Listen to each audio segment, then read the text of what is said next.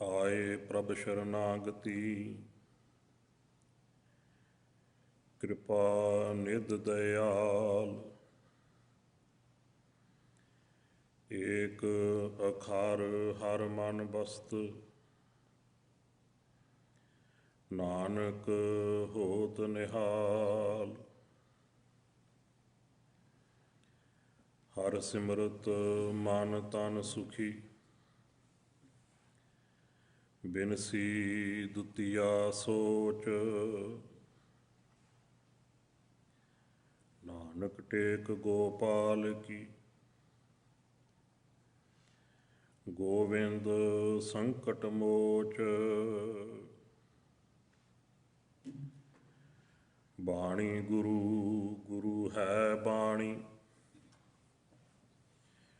विच बाणी अमृत सारे। गुर बाणी कहै सेवक जन मानै। परतख गुरु निस्तारे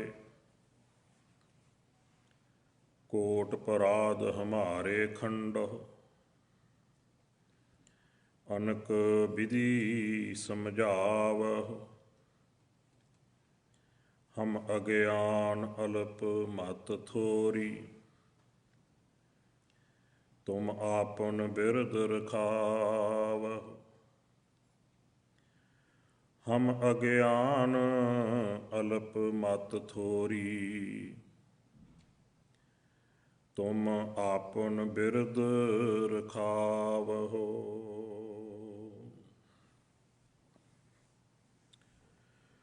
जुगो जुग अटल सतगुरु ਸਾਹਿਬ ਸ੍ਰੀ ਗੁਰੂ ਗ੍ਰੰਥ ਸਾਹਿਬ ਮਹਾਰਾਜ ਜੀ ਦੇ ਪਾਵਨ ਪਵਿੱਤਰ ਦਰਬਾਰ ਦੀਆਂ ਹਾਜ਼ਰੀਆਂ ਭਰਦੇ ਹੋਏ ਗੁਰੂ ਪਿਆਰੀ ਸਾਧ ਸੰਗਤ ਜੀਓ, ਫਤਿਹ ਪ੍ਰਵਾਨ ਕਰਨੀ ਜੀ। ਵਾਹਿਗੁਰੂ ਜੀ ਕਾ ਖਾਲਸਾ, ਵਾਹਿਗੁਰੂ ਜੀ ਕੀ ਫਤਿਹ। ਸਤਿਗੁਰੂ ਜੀ ਦੀ ਬਖਸ਼ਿਸ਼, ਸਤਿਗੁਰੂ ਜੀ ਦੀ ਰਹਿਮਤ ਹੈ ਜੋ ਸਤਿਗੁਰੂ ਜੀ ਦੀ ਪਾਵਨ ਪਵਿੱਤਰ ਨਿੱਘੀ ਹਜ਼ੂਰੀ ਅੰਦਰ ਜੁੜ ਬੈਠਣ ਦਾ ਇਹ ਸੁਭਾਗ ਆਪਾਂ ਸਭਨਾਂ ਨੂੰ ਪ੍ਰਾਪਤ ਹੋਇਆ ਹੈ। ਸਤਿਗੁਰੂ ਜੀ ਦੇ ਪਾਵਨ ਦਰਬਾਰ ਵਿੱਚ ਜੁੜ ਬੈਠ ਕੇ ਆਪ ਜੀ ਸ਼ਾਮ ਦੇ ਵਕਤ ਤੋਂ ਸਤਿਗੁਰੂ ਜੀ ਦੀ ਪਾਵਨ ਗੁਰਬਾਣੀ ਦੇ ਨਿਤਨੇਮ, ਪਾਵਨ ਗੁਰਬਾਣੀ ਦੇ ਕੀਰਤਨ ਸਰਵਣ ਕੀਤੇ ਹਨ। ਹਰ ਮਹੀਨੇ ਦੇ ਪਹਿਲੇ ਬੁੱਧਵਾਰ ਵਾਲੇ ਦਿਨ ਸ਼ਾਮ ਦੇ ਵਕਤ ਦੇ ਇਹ ਵਿਸ਼ੇਸ਼ ਦੀਵਾਨ ਹੁੰਦੇ ਨੇ, ਜਿਸ ਵਿੱਚ ਸ਼ਬਦ ਵਿਚਾਰ, ਗੁਰਬਾਣੀ ਦੀ, ਗੁਰ ਇਤਿਹਾਸ ਦੀ ਵਿਚਾਰ ਜਿਹੜੀ ਸਾਂਝੀ ਕੀਤੀ ਜਾਂਦੀ ਹੈ। ਜਦੋਂ ਮੈਂ 23 ਤਰੀਕ ਨੂੰ ਆਇਆ ਸੀ, ਭਾਈ ਸਾਹਿਬ ਜੀ ਹੋਰਾਂ ਵੱਲੋਂ, ਗਿਆਨੀ ਜੀ ਹੋਰਾਂ ਵੱਲੋਂ ਇਹ ਵਿਚਾਰ ਸਾਹਮਣੇ ਆਇਆ ਸੀ, ਆਪਾਂ ਇੱਕ ਬਾਣੀ ਦੀ ਆਰੰਭਤਾ ਕਰੀਏ, ਉਹਦੀ ਲੜੀ ਹਰ ਦੀਵਾਨ ਦੇ ਵਿੱਚ ਜਿੰਨੇ ਵੀ ਉਹਦੇ ਬੰਦ ਵਿਚਾਰੇ ਜਾਣ, ਅਗਲੀ ਕਥਾ ਦੇ ਵਿੱਚ ਉਸ ਤੋਂ ਅਗਲੇ ਜਿਹੜੇ ਫਿਰ ਉਹ ਵਿਚਾਰਿਆ ਕਰਾਂਗੇ। ਦੂਸਰਾ, ਇਹਦੇ ਨਾਲ ਨਾਲ ਇੱਕ ਹਿਸਾਬ ਦੇ ਨਾਲ ਇਹ ਇੱਕ ਸੰਥਿਆ ਦਾ ਰੂਪ ਬਣ ਜਾਏਗੀ। ਬਹੁਤ ਸਾਰੇ ਐਸੇ ਗੁਰਬਾਣੀ ਦੇ ਸ਼ਬਦ ਹੁੰਦੇ ਨੇ, ਰੂਟੀਨ ਵਿੱਚ ਆਪਾਂ ਪੜ੍ਹਦੇ ਹਾਂ, ਪਰੰਤੂ ਕਈ ਵਾਰ ਵਿਚਾਰ ਵਿੱਚ ਨਹੀਂ ਆਉਂਦੇ ਕਿ ਇਹਦਾ ਭਾਵ ਕੀ ਹੈ। ਜਦ ਤੱਕ ਸ਼ਬਦ ਦੇ ਭਾਵ ਨੂੰ, ਸ਼ਬਦ ਦੇ ਅਰਥ ਨੂੰ ਨਹੀਂ ਸਮਝਾਂਗੇ, ਤਦ ਤੱਕ ਉਹਦਾ ਉਚਾਰਨ ਜਿਹੜਾ ਹੈ ਉਹ ਵੀ ਕਿਤੇ ਨਾ ਕਿਤੇ ਕਲੀਅਰ ਨਹੀਂ ਹੋ ਪਾਉਂਦਾ। ਇਸ ਲਈ ਜੋ ਪੜ੍ਹ ਰਹੇ ਹਾਂ ਉਹ ਅਸਲ ਵਿੱਚ ਗੁਰੂ ਸਾਹਿਬ ਜੀ ਨੇ ਕਿਹਾ ਕੀ ਹੈ, ਉਹਦਾ ਭਾਵ, ਉਹਦਾ ਜੋ ਸਾਰ ਹੈ, ਉਹਦਾ ਜੋ ਤੱਤ ਹੈ, ਉਹ ਸਾਡੇ ਪਕੜ ਵਿੱਚ ਆਉਣਾ ਬਹੁਤ ਜ਼ਰੂਰੀ ਹੈ। ਸ਼ਬਦ ਦੀ ਵਿਚਾਰ ਇਸ ਲਈ ਉੱਤਮ ਹੈ। ਗੁਰਬਾਣੀ ਵਿੱਚ ਸ਼ਬਦ ਵਿਚਾਰ ਦੀ ਇੰਨੀ ਮਹਾਨ ਉੱਤਮਤਾ ਗੁਰੂ ਸਾਹਿਬ ਜੀ ਨੇ ਸਾਨੂੰ ਦ੍ਰਿੜ ਕਰਵਾਈ ਹੈ, ਸਮਝਾਈ ਹੈ। ਕਾਸ਼ ਕਿਤੇ ਸਾਡੀ ਪਕੜ ਵਿੱਚ ਗੱਲ ਆ ਜਾਏ। ਗੁਰੂ ਸਾਹਿਬ ਜੀ ਤੇ ਇੱਥੋਂ ਤੱਕ ਵੀ ਕਹਿੰਦੇ, ਸਤਿਗੁਰ ਨੂੰ ਸਭ ਕੋ ਦੇਖਦਾ, ਜੇਤਾ ਜਗਤ ਸੰਸਾਰ, ਡਿਠੈ ਮੁਕਤ ਨਾ ਹੋਵਈ, ਜਿਚਰ ਸ਼ਬਦ ਨਾ ਕਰੇ ਵਿਚਾਰ। ਸਾਰਾ ਜਗਤ, ਸਾਰੇ ਕਹਿੰਦੇ ਨੇ ਅਸੀਂ ਵੀ ਸਤਿਗੁਰੂ ਜੀ ਨੂੰ ਦੇਖਿਆ, ਦੇਖਦੇ ਆ। ਕੇਵਲ ਅੱਖਾਂ ਦੇ ਦੇਖਣ ਦੇ ਨਾਲ ਕਲਿਆਣ ਨਹੀਂ, ਜੀਵਨ ਮੁਕਤ ਨਹੀਂ ਹੋਣਾ। ਸਰੀਰਕ ਅੱਖਾਂ ਦੇ ਦੇਖਣ ਨਾਲ ਜੀਵਨ ਮੁਕਤ ਨਹੀਂ ਹੈ। ਜੇ ਸਰੀਰਕ ਅੱਖਾਂ ਦੇ ਦੇਖਣ ਦਾ ਵਿਸ਼ਾ ਹੋਵੇ ਨਾ ਮੁਕਤੀ, ਫਿਰ ਜਿਹੜੇ ਵਿਚਾਰਿਆਂ ਦੇ ਨੇਤਰਾਂ ਦੇ ਵਿੱਚ ਦ੍ਰਿਸ਼ਟੀ ਹੈ ਹੀ ਨਹੀਂ, ਕਈ ਜਮਾਂਦਰੂ ਹੀ ਅੱਖਾਂ ਤੋਂ ਹੀਣੇ ਹੁੰਦੇ ਨੇ। ਕਿੰਨੇ ਕੀਰਤਨੀਏ ਸਿੰਘ ਆਪਾਂ ਦੇਖਦੇ ਹਾਂ, ਕੀਰਤਨ ਕਰਦੇ ਪਰ ਅੱਖਾਂ ਦੇ ਵਿੱਚ ਰੋਸ਼ਨੀ ਨਹੀਂ ਹੈ। ਕਈਆਂ ਦੇ ਜਨਮ ਤੋਂ, ਕਈਆਂ ਦੇ ਬਾਅਦ ਵਿੱਚ ਕੋਈ ਨਾ ਕੋਈ ਹੈਪਨ ਹੋ ਜਾਂਦਾ ਹੈ। ਫਿਰ ਉਹ ਦਰਸ਼ਨਾਂ ਵਾਲੇ ਪਾਸਿਓਂ ਤੇ ਫਿਰ ਖਾਲੀ ਰਹਿ ਜਾਣਗੇ। ਇਸੇ ਲਈ ਬੜਾ ਖੂਬਸੂਰਤ ਨੁਕਤਾ ਗੁਰੂ ਸਾਹਿਬ ਜੀ ਨੇ ਸਾਨੂੰ ਸਮਝਾਇਆ। ਜੇ ਅੱਖਾਂ ਨਾਲ ਦੇਖਣ ਦੀ ਗੱਲ ਹੋਵੇ, ਤੇ ਜਿਸ ਨੇ ਗੁਰੂ ਤੇਗ ਬਹਾਦਰ ਸਾਹਿਬ ਜੀ ਦੇ ਉੱਪਰ ਤਲਵਾਰ ਦਾ ਵਾਰ ਕੀਤਾ ਸੀ, ਉਹਨੇ ਵੀ ਤੇ ਪਹਿਲਾਂ ਅੱਖਾਂ ਨਾਲ ਡਿੱਠਾ ਹੀ ਆ ਨਾ। ਜਿਨ੍ਹਾਂ ਨੇ ਗੁਰੂ ਗੋਬਿੰਦ ਸਿੰਘ ਪਾਤਸ਼ਾਹ ਜੀ ਦੇ ਉੱਪਰ ਵਾਰ ਕੀਤਾ ਸੀ ਛੁਰੇ ਦਾ, ਉਹਨਾਂ ਨੇ ਵੀ ਤੇ ਅੱਖਾਂ ਨਾਲ ਡਿੱਠਾ ਹੀ ਹੈ। ਗੁਰੂ ਹਰਗੋਬਿੰਦ ਸਾਹਿਬ ਜੀ ਨਾਲ ਕਿੰਨੀਆਂ ਜੰਗਾਂ ਲੜੀਆਂ ਗਈਆਂ। ਚੰਦੂ ਦੀਵਾਨ ਗੁਰੂ ਅਰਜਨ ਸਾਹਿਬ ਜੀ, ਗੁਰੂ ਹਰਗੋਬਿੰਦ ਸਾਹਿਬ ਜੀ, ਅੱਖਾਂ ਨਾਲ ਤੇ ਡਿੱਠਾ ਹੀ ਹੈ ਨਾ ਸਭਨਾਂ ਨੇ। ਗੱਲ ਕੇਵਲ ਸਰੀਰਕ ਸਪਰਸ਼ ਦੀ ਨਹੀਂ ਹੈ,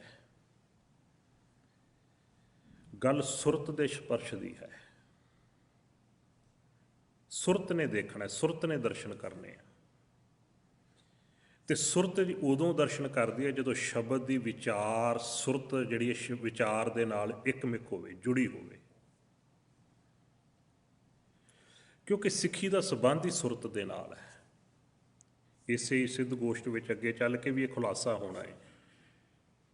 ਜਦੋਂ ਪੁੱਛਿਆ ਸੀ ਗੁਰੂ ਨਾਨਕ ਸਾਹਿਬ ਪਾਤਸ਼ਾਹ ਜੀ ਨੂੰ, ਤੁਹਾਡਾ ਗੁਰੂ ਕੌਣ ਹੈ, ਤੁਸੀਂ ਕਿਹਦੇ ਸਿੱਖ ਹੋ, ਕਿਹਦੇ ਚੇਲੇ ਹੋ, ਤੇ ਕਿੱਡਾ ਕਲੀਅਰਲੀ ਕਿਹਾ, ਸ਼ਬਦ ਗੁਰੂ ਸੁਰਤ ਥੁਨ ਚੇਲਾ। ਸੁਰਤ,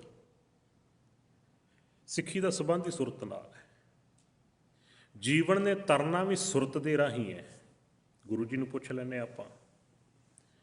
ਗੁਰੂ ਜੀ ਕਹਿੰਦੇ, ਸ਼ਬਦ ਸੁਰਤ ਭਵ ਸਾਗਰ ਤਰੀਐ। ਬੜਾ ਕੀਮਤੀ ਸ਼ਬਦ ਜੇ। ਸ਼ਬਦ ਸੁਰਤ ਭਵ ਸਾਗਰ ਤਰੀਐ, ਨਾਨਕ ਨਾਮ ਵਖਾਣੈ। ਗੁਰਬਾਣੀ ਵਿੱਚ ਜਿੱਥੇ ਕਥਨ ਕਰਨ ਦੀ ਗੱਲ ਹੈ, ਗਾਉਣ ਦੀ ਗੱਲ ਹੈ, ਕਹਿਣ ਦੀ ਗੱਲ ਹੈ, ਉਸ ਤੋਂ ਕਈ ਗੁਣਾ ਵੱਧ ਜਿਹੜਾ ਮਹਾਤਮ ਗੁਰਬਾਣੀ ਵਿੱਚ ਦੱਸਿਆ, ਉਹ ਸੁਣਨ ਦਾ ਦੱਸਿਆ ਹੈ। ਆਪਾਂ ਪੜ੍ਹਦੇ ਨਾ, ਸੁਣਤੇ ਪੁਨੀਤ ਕਹਿਤੇ ਪਵਿੱਤ। ਤੇ ਜਦੋਂ ਪੁਨੀਤ ਦੇ ਅਰਥ ਕਰਨੇ ਹੋਣ ਨਾ, ਪਵਿੱਤਰ ਪਵਿੱਤਰ ਪਵਿੱਤਰ ਪੁਨੀਤ, 3 ਵਾਰ ਪਵਿੱਤਰ ਕਿਹਾ ਜਾਵੇ, ਪੁਨੀਤ ਭਾਵ ਮਹਾ ਪਵਿੱਤਰ। ਇਹਦਾ ਅਰਥ ਕਹਿਣ ਵਾਲਾ ਪਵਿੱਤਰ ਤੇ ਸੁਣਨ ਵਾਲਾ ਮਹਾ ਪਵਿੱਤਰ। ਸੁਣਨ ਵਾਲੇ ਨੂੰ ਇੰਨੀ ਉੱਤਮਤਾਈ ਕਿਉਂ ਦਿੱਤੀ? ਮੇਰਾ ਧਿਆਨ ਇੱਥੇ ਨਹੀਂ ਹੈ, ਸੁਰਤ ਇੱਥੇ ਨਹੀਂ, ਮੈਂ ਫਿਰ ਵੀ ਤੁਹਾਨੂੰ ਕੁਝ ਬੋਲ ਸਕਦਾ, ਕਹਿ ਸਕਦਾ, ਪਰ ਜੇ ਮੇਰੀ ਸੁਰਤ ਇੱਥੇ ਨਹੀਂ, ਮੈਂ ਸੁਣ ਨਹੀਂ ਸਕਦਾ। ਮੈਨੂੰ ਇਸ ਤਰੀਕੇ ਦੇ ਨਾਲ ਕਈ ਵਾਰ ਥੋੜ੍ਹਾ ਜਿਹਾ ਖੋਲ੍ਹਦਾ ਹੁੰਦਾ। ਮੈਂ ਘਰ ਵਿੱਚ ਬੈਠਾ, ਸਪੋਜ਼ ਕਰੋ ਘਰ ਵਿੱਚ ਬੈਠਾ, TV ਚੈਨਲ ਚੱਲ ਰਿਹਾ, ਮੇਰਾ ਬੇਟਾ ਦੇਖ ਰਿਹਾ, ਕਾਰਟੂਨ ਦੇਖ ਰਿਹਾ, ਸ਼ਾਮ ਦਾ ਵਕਤ, ਮੈਂ ਉਹਨੂੰ ਕਹਿੰਦਾ, ਬੇਟਾ ਚੈਨਲ ਚੇਂਜ ਕਰ, ਦਰਬਾਰ ਸਾਹਿਬ ਤੋਂ ਨਿਤਨੇਮ ਆਰੰਭ ਹੋ ਗਿਆ ਹੋਵੇਗਾ, ਚੱਲ ਆਪਾਂ ਥੋੜ੍ਹਾ ਸੁਣ ਲਈਏ। ਉਹ ਕਹਿੰਦਾ, ਮੈਂ ਹੁਣੇ ਡੈਡੀ ਬਦਲ ਦਿੰਦਾ, ਪਰ ਉਹ ਆਖੇ ਨਹੀਂ ਲੱਗਦਾ। ਥੋੜ੍ਹੀ ਦੇਰ ਬਾਅਦ ਫਿਰ ਮੈਂ ਉਹਨੂੰ ਕਹਿੰਦਾ, ਮੈਨੂੰ ਕਹਿੰਦਾ ਮੈਂ ਹੁਣੇ ਚੇਂਜ ਕਰ ਦਿੰਦਾ, ਆਖੇ ਫਿਰ ਵੀ ਨਹੀਂ ਲੱਗਦਾ। ਤੀਸਰੀ ਵਾਰ ਫਿਰ ਕਹਿਣਾ, ਤੇ ਥੋੜ੍ਹਾ ਜਿਹਾ ਮੈਂ ਖਿੱਝ ਕੇ ਕਹਿਣਾ, ਤੈਨੂੰ ਮੈਂ ਵਾਰ-ਵਾਰ ਕਹਿ ਰਿਹਾ, ਕੀ ਗੱਲ ਤੂੰ ਸੁਣਿਆ ਨਹੀਂ? ਮੈਂ ਇਹ ਲਫ਼ਜ਼ ਕਿਉਂ ਬੋਲਿਆ ਕਿ ਤੂੰ ਸੁਣਿਆ ਨਹੀਂ, ਜਦੋਂ ਕਿ ਸੁਣ ਰਿਹਾ? ਕਿਉਂ ਮੈਂ ਕਹਿ ਰਿਹਾ ਸੁਣਿਆ ਨਹੀਂ? ਉਹਦਾ ਕਾਰਨ ਹੈ ਕਿ ਉਹਨੇ ਧਿਆਨ ਨਹੀਂ ਦਿੱਤਾ ਮੇਰੀ ਗੱਲ ਵੱਲ। ਜਵਾਬ ਦੇ ਰਿਹਾ ਬਦਲ ਦੇਣਾ, ਧਿਆਨ ਨਹੀਂ ਦਿੱਤਾ। ਸੁਣਨ ਵਾਸਤੇ ਧਿਆਨ ਦਾ, ਸੁਰਤ ਦਾ ਹੋਣਾ ਬਹੁਤ ਜ਼ਰੂਰੀ। ਇਸੇ ਲਈ ਮਹਾ ਪਵਿੱਤਰ ਕਿਹਾ ਹੈ। ਸੁਰਤ ਹੋਣੀ ਬਹੁਤ ਜ਼ਰੂਰੀ ਹੈ। ਗੁਰੂ ਬਖਸ਼ਿਸ਼ ਕਰੇ ਕਿ ਤੇ ਆਹ ਨੁਕਤਾ ਸਾਡੀ ਪਕੜ 'ਚ ਆ ਜਾਏ। ਅਸੀਂ ਸਾਰਾ ਜ਼ੋਰ ਸਰੀਰ ਦੇ ਜੋੜਨ ਨੂੰ ਲਾਇਆ ਵਾ, ਸੁਰਤ ਨੂੰ ਜੋੜਨਾ ਹੈ ਸ਼ਬਦ ਦੇ ਨਾਲ। ਇਹ ਚੀਜ਼ ਜਿਹੜੀ ਹੈ ਸਾਡੇ ਜੀਵਨ ਦੇ ਵਿੱਚ ਜਾਂ ਤਾਂ ਪਹਿਲਾਂ ਸਾਨੂੰ ਸਮਝਾਈ ਨਹੀਂ ਸੀ ਗਈ, ਜਾਂ ਫਿਰ ਸਾਡੇ ਕੋਲੋਂ ਵਿਸਰ ਗਈ। ਗੁਰੂ ਬਖਸ਼ਿਸ਼ ਕਰੇ ਨੁਕਤਾ ਸਾਡੀ ਪਕੜ 'ਚ ਆ ਜਾਏ। ਸ਼ਬਦ ਵਿਚਾਰ ਉੱਤਮ ਇਸ ਕਰਕੇ ਹੈ ਕਿ ਵਿਚਾਰ ਦਾ ਸੰਬੰਧ ਸੁਰਤ ਨਾਲ ਹੁੰਦਾ ਹੈ। ਗੁਰੂ ਸਾਹਿਬ ਜੀ ਨੇ ਬਾਣੀ ਅੰਦਰ ਬੜਾ ਖੂਬਸੂਰਤ ਬਚਨ ਕਿਹਾ, ਸਭਸੈ ਊਪਰ ਗੁਰ ਸ਼ਬਦ ਵਿਚਾਰ, ਹੋਰ ਕਥਨੀ ਬਦੋਂ ਨਾ ਸਗਲੀ ਸ਼ਾਰ। ਸਭ ਤੋਂ ਉੱਤਮ ਸ਼ਬਦ ਵਿਚਾਰ। ਹੁਣ ਸਵਾਲ ਖੜਾ ਹੋਵੇਗਾ, ਸ਼ਬਦ ਕੀ ਹੈ? ਇਹ ਨੁਕਤਾ ਵੀ ਬਰੀਕੀ ਨਾਲ ਸਮਝਣ ਵਾਲਾ ਹੈ।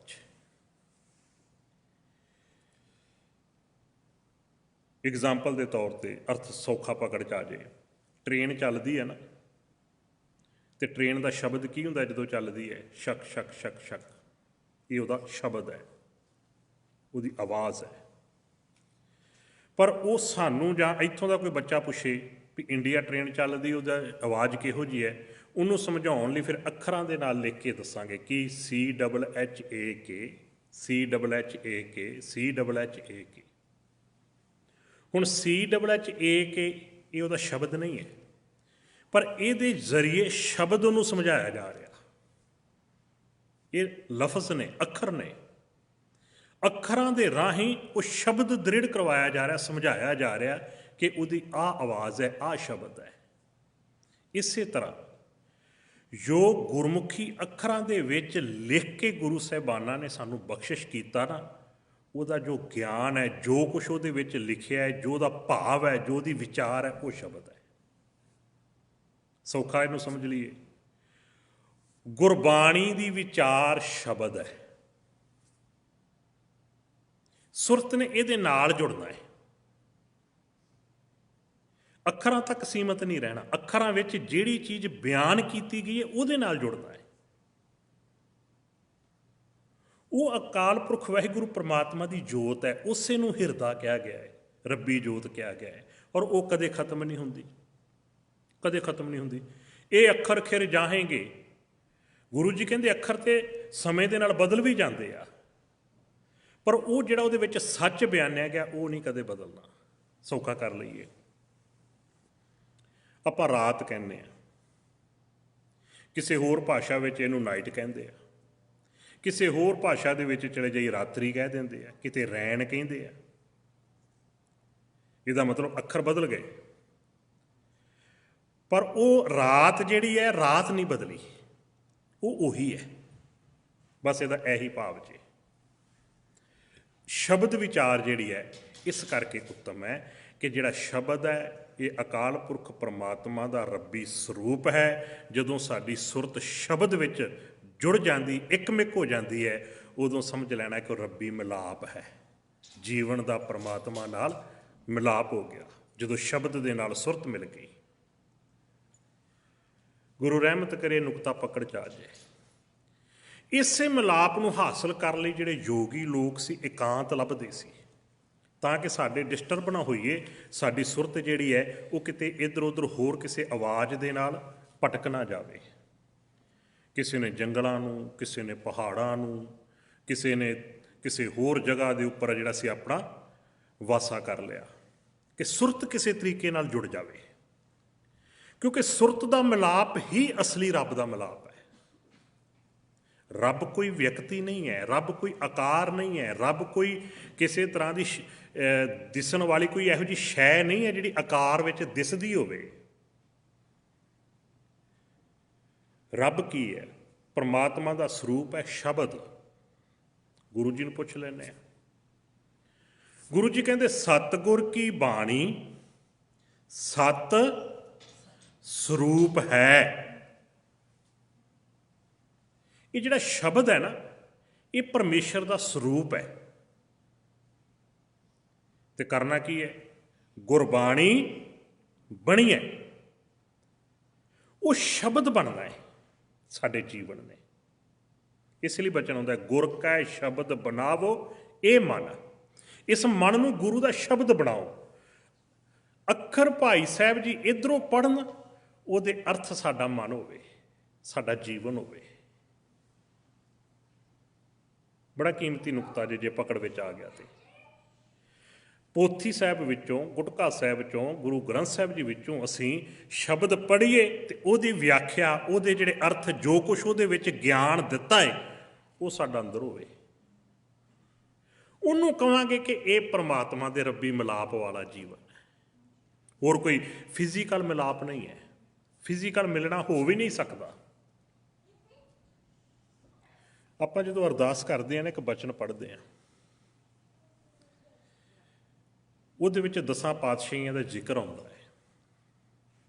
ਗੁਰੂ ਨਾਨਕ ਸਾਹਿਬ ਜੀ ਤੋਂ ਲੈ ਕੇ ਗੁਰੂ ਗੋਬਿੰਦ ਸਿੰਘ ਮਹਾਰਾਜ ਜੀ ਤੱਕ।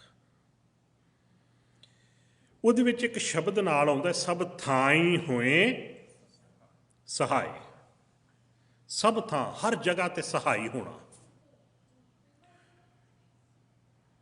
ਹੁਣ ਅੱਜ ਦੀ ਤਰੀਕ ਵਿੱਚ ਫਿਜ਼ੀਕਲ ਸਹਾਈ ਹੋਣ ਦੀ ਗੱਲ ਹੈ, ਉਹ ਤੇ ਫਿਰ ਖਤਮ ਹੋ ਗਈ। ਇੱਕ ਹੋਰ ਸ਼ਬਦ ਗੁਰਬਾਣੀ ਵਿੱਚ ਵੀ ਆਉਂਦਾ ਹੈ, ਸੋ ਸਤਿਗੁਰ ਪਿਆਰਾ ਮੇਰੇ ਨਾਲ ਹੈ, ਜਿੱਥੈ ਕਿੱਥੈ ਮੈਨੋ ਲਏ ਛਡਾਈ। ਮੇਰਾ ਪਿਆਰਾ ਸਤਿਗੁਰੂ ਮੇਰੇ ਨਾਲ ਹੈ। ਹੁਣ ਤੁਸੀਂ ਦੇਖੋਗੇ ਫਿਜ਼ੀਕਲ ਤੇ ਇੱਥੇ ਕੁਝ ਵੀ ਨਹੀਂ ਹੈ, ਫਿਰ ਨਾਲ ਕੀ ਹੈ? ਸ਼ਬਦ। ਇਹ ਸ਼ਬਦ ਨਾਲ ਹੈ। ਮੈਂ ਪਿਛਲੇ ਦਿਨ ਵੀ ਬੇਨਤੀ ਕੀਤੀ ਸੀ, ਕਿੰਨਾ ਖੂਬਸੂਰਤ ਅਸੀਂ ਬਚਨ ਪੜ੍ਹਦੇ ਹਾਂ ਦੋਹਰੇ ਵਿੱਚ ਅਰਦਾਸ ਤੋਂ ਬਾਅਦ, ਜਦੋਂ ਜ਼ਿਕਰ ਕਰਦੇ ਹਾਂ ਤੇ ਪੜ੍ਹਦੇ ਹਾਂ, ਜੋ ਪ੍ਰਭ ਕੋ ਮਿਲਬੋ ਚਾਹੈ ਖੋਜ ਸ਼ਬਦ ਮੈਂ ਲਿਖ।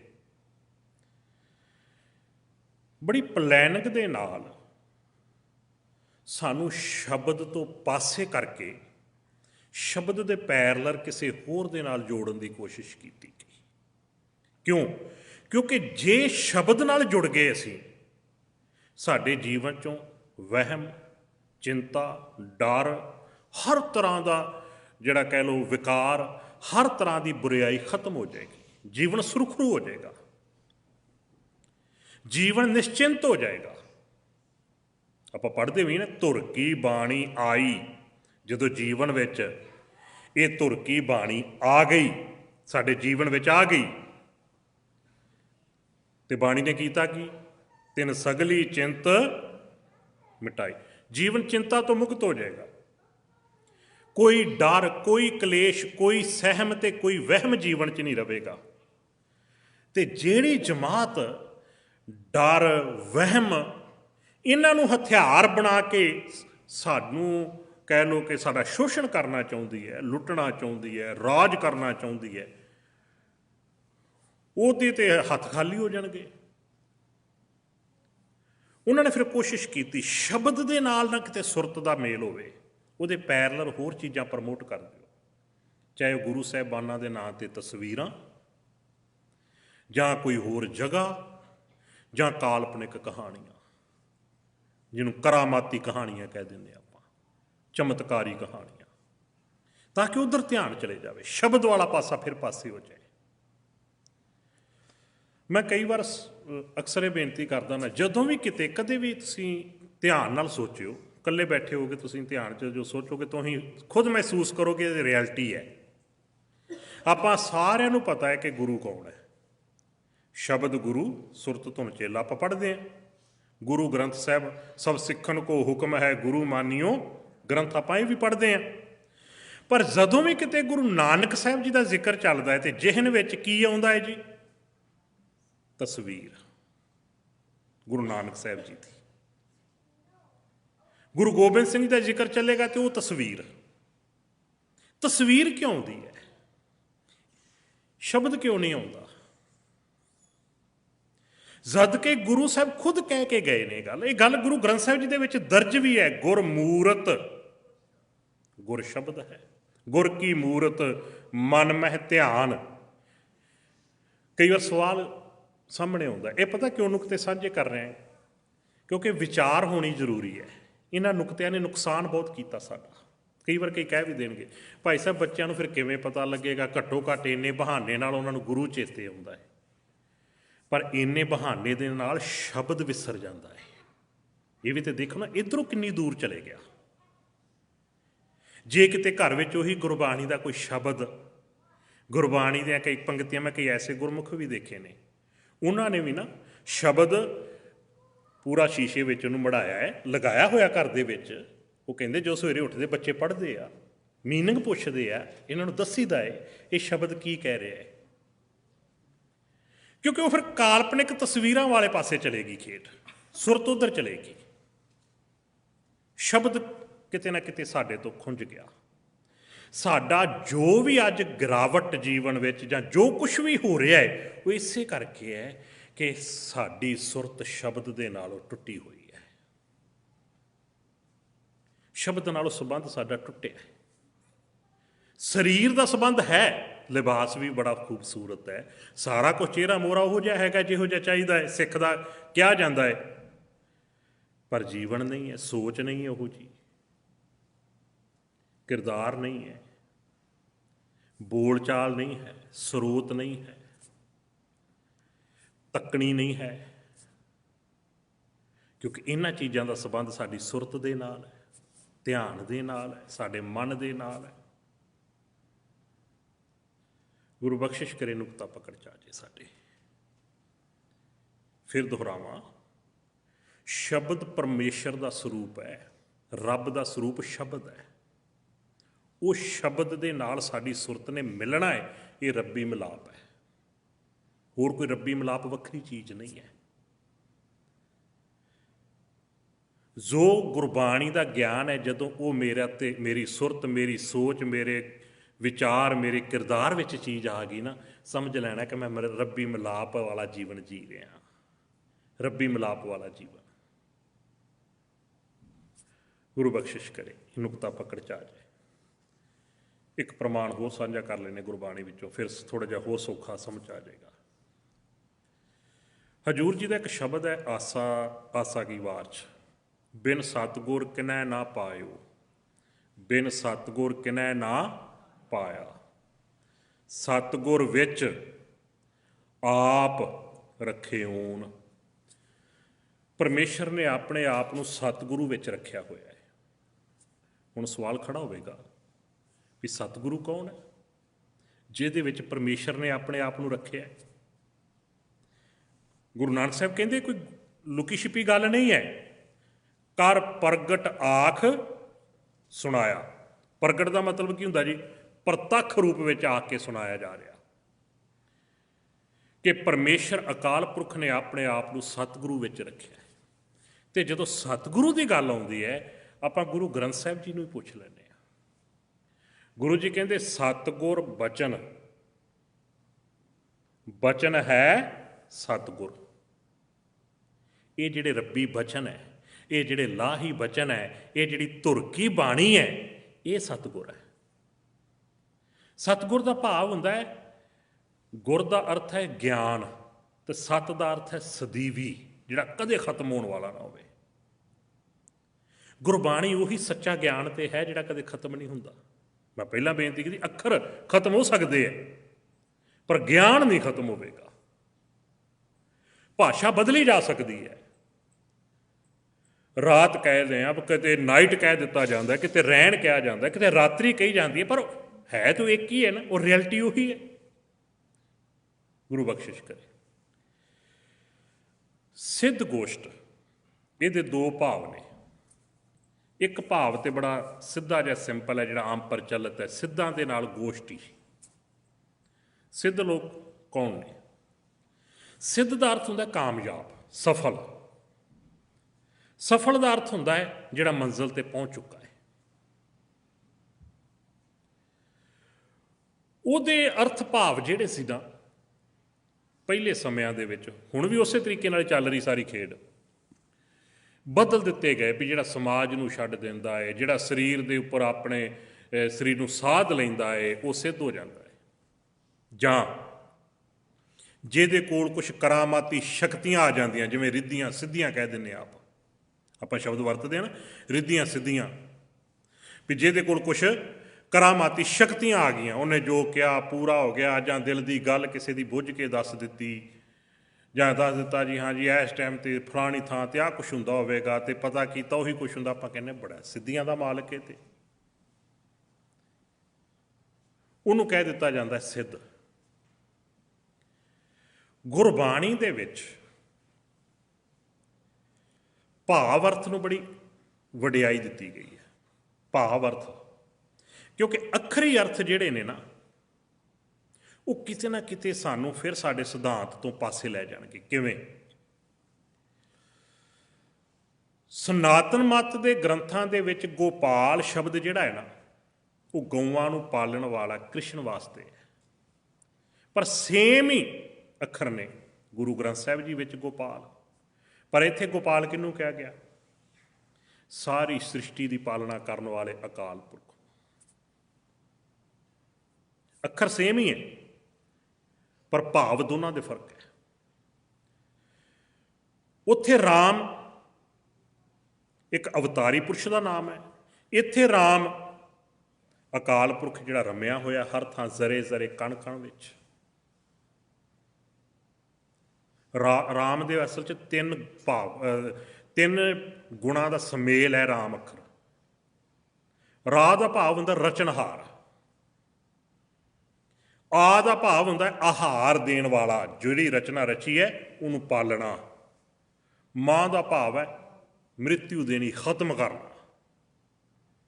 ਇਹ ਤਿੰਨੇ ਚੀਜ਼ਾਂ ਜਦੋਂ ਇਕੱਠੀਆਂ ਹੋਈਆਂ, ਕੌਣ ਹੈ? ਅਕਾਲ ਪੁਰਖ। ਪੈਦਾ ਵੀ ਉਹ ਕਰਦਾ ਹੈ, ਪਾਲਦਾ ਵੀ ਉਹ ਹੈ, ਸਭ ਨੂੰ ਸਮੇਟਦਾ ਵੀ ਉਹੀ ਹੈ। ਆਪਾਂ ਪੜ੍ਹਦੇ ਹਾਂ ਨਾ ਬਾਣੀ 'ਚ, ਜਿਨ ਉਪਾਈ ਮੇਦਨੀ ਸੋਈ ਕਰਦਾ ਸਾਰ, ਉਹੀ ਸਾਰਿਆਂ ਦੀ ਪਾਲਣਾ ਕਰ ਰਿਹਾ, ਸਭ ਦੀ ਸਾਰ ਲੈ ਰਿਹਾ। ਖੈਰ, ਇਸੇ ਤਰ੍ਹਾਂ ਜਿਹੜਾ ਸਿੱਧ ਸ਼ਬਦ ਇੱਥੇ ਆਇਆ ਗੁਰੂ ਗ੍ਰੰਥ ਸਾਹਿਬ ਜੀ ਵਿੱਚ, ਇੱਥੇ ਸਿੱਧ ਦਾ ਅਰਥ ਹੈ ਸਫਲ, ਕਾਮਯਾਬ।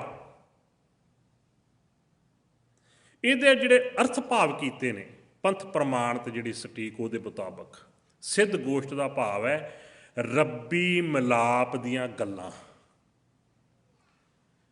ਰੱਬ ਦੇ ਮਿਲਾਪ ਦੀਆਂ ਗੱਲਾਂ, ਗੋਸ਼ਟੀ ਵਿਚਾਰਾਂ, ਅਕਾਲ ਪੁਰਖ ਪਰਮਾਤਮਾ ਦੇ ਮਿਲਾਪ ਦੀਆਂ ਵਿਚਾਰਾਂ। ਤੇ ਜਦੋਂ ਆਪਾਂ ਜਿਹੜੀ ਉਹ ਗਾਥਾ ਦੇਖਦੇ ਹਾਂ, ਜਦੋਂ ਸਿੱਧਾਂ ਨਾਲ ਗੁਰੂ ਨਾਨਕ ਸਾਹਿਬ ਜੀ ਦੀ ਵਿਚਾਰ ਗੋਸ਼ਟੀ ਹੋਈ, ਉਹ ਵੀ ਰੱਬੀ ਮਿਲਾਪ ਦੀਆਂ ਹੀ ਗੱਲਾਂ ਹੋਈਆਂ। ਉਹਨਾਂ ਨੇ ਰੱਬ ਬਾਰੇ ਹੀ ਪੁੱਛਿਆ ਸੀ, ਸੰਸਾਰ ਸਮੁੰਦਰ ਤੋਂ ਕਿਵੇਂ ਤਰਿਆ ਜਾ ਸਕਦਾ ਹੈ, ਸਾਡੀ ਸੁਰਤ ਕਿੱਥੇ ਜੁੜਨੀ ਚਾਹੀਦੀ ਹੈ, ਸਾਡਾ ਗੁਰੂ ਕੌਣ ਹੋਣਾ ਚਾਹੀਦਾ ਹੈ, ਇਹ ਦੁਨੀਆ ਕੀ ਹੈ, ਦੁਨੀਆ ਦੁੱਤਰ ਸਾਗਰ ਤਰੀ, ਇਹ ਸਮੁੰਦਰ ਜਿਹੜਾ ਹੈ ਕਹਿੰਦੇ ਤਰਿਆ ਨਹੀਂ ਜਾ ਸਕਦਾ, ਕਿਵੇਂ ਤਰਿਆ ਜਾਵੇਗਾ? ਰੱਬ ਦੀਆਂ ਗੱਲਾਂ ਨੇ ਨਾ ਸਾਰੀਆਂ, ਰੱਬੀ ਵਿਚਾਰਾਂ ਨੇ ਨਾ। ਸਿੱਧ ਗੋਸ਼ਟ ਦਾ ਅਰਥ ਹੈ ਅਕਾਲ ਪੁਰਖ ਪਰਮੇਸ਼ਰ ਪਰਮਾਤਮਾ ਦੇ ਰੱਬੀ ਮਿਲਾਪ ਦੀਆਂ ਵਿਚਾਰਾਂ। ਆਓ ਹੁਣ ਆਪਾਂ ਇਹਦੀ ਆਰੰਭਤਾ ਕਰੀਏ। ਮੈਂ ਬੇਨਤੀ ਕਰਾਂਗਾ ਜੇ ਸਕਰੀਨ 'ਤੇ ਵੀ ਕਿਤੇ ਇਹ ਨਾਲ ਨਾਲ ਸ਼ਬਦ ਆਪਣੇ ਚੱਲਿਆ ਆਵੇ। ਹਾਂਜੀ, ਰਾਮਕਲੀ ਮਹਲਾ ਪਹਿਲਾ, ਸਿੱਧ ਗੋਸ਼ਟ। ਰਾਮਕਲੀ ਰਾਗ ਦਾ ਨਾਂ ਹੈ। ਇੱਕ ਨੁਕਤਾ ਇੱਥੇ ਹੋਰ ਸਾਂਝਾ ਕਰ ਲਵਾਂ, ਬਹੁਤ ਸਾਰੇ ਵਿਦਵਾਨ ਰਾਗਾਂ ਦੇ ਵੀ ਮਾਹਰ ਨੇ।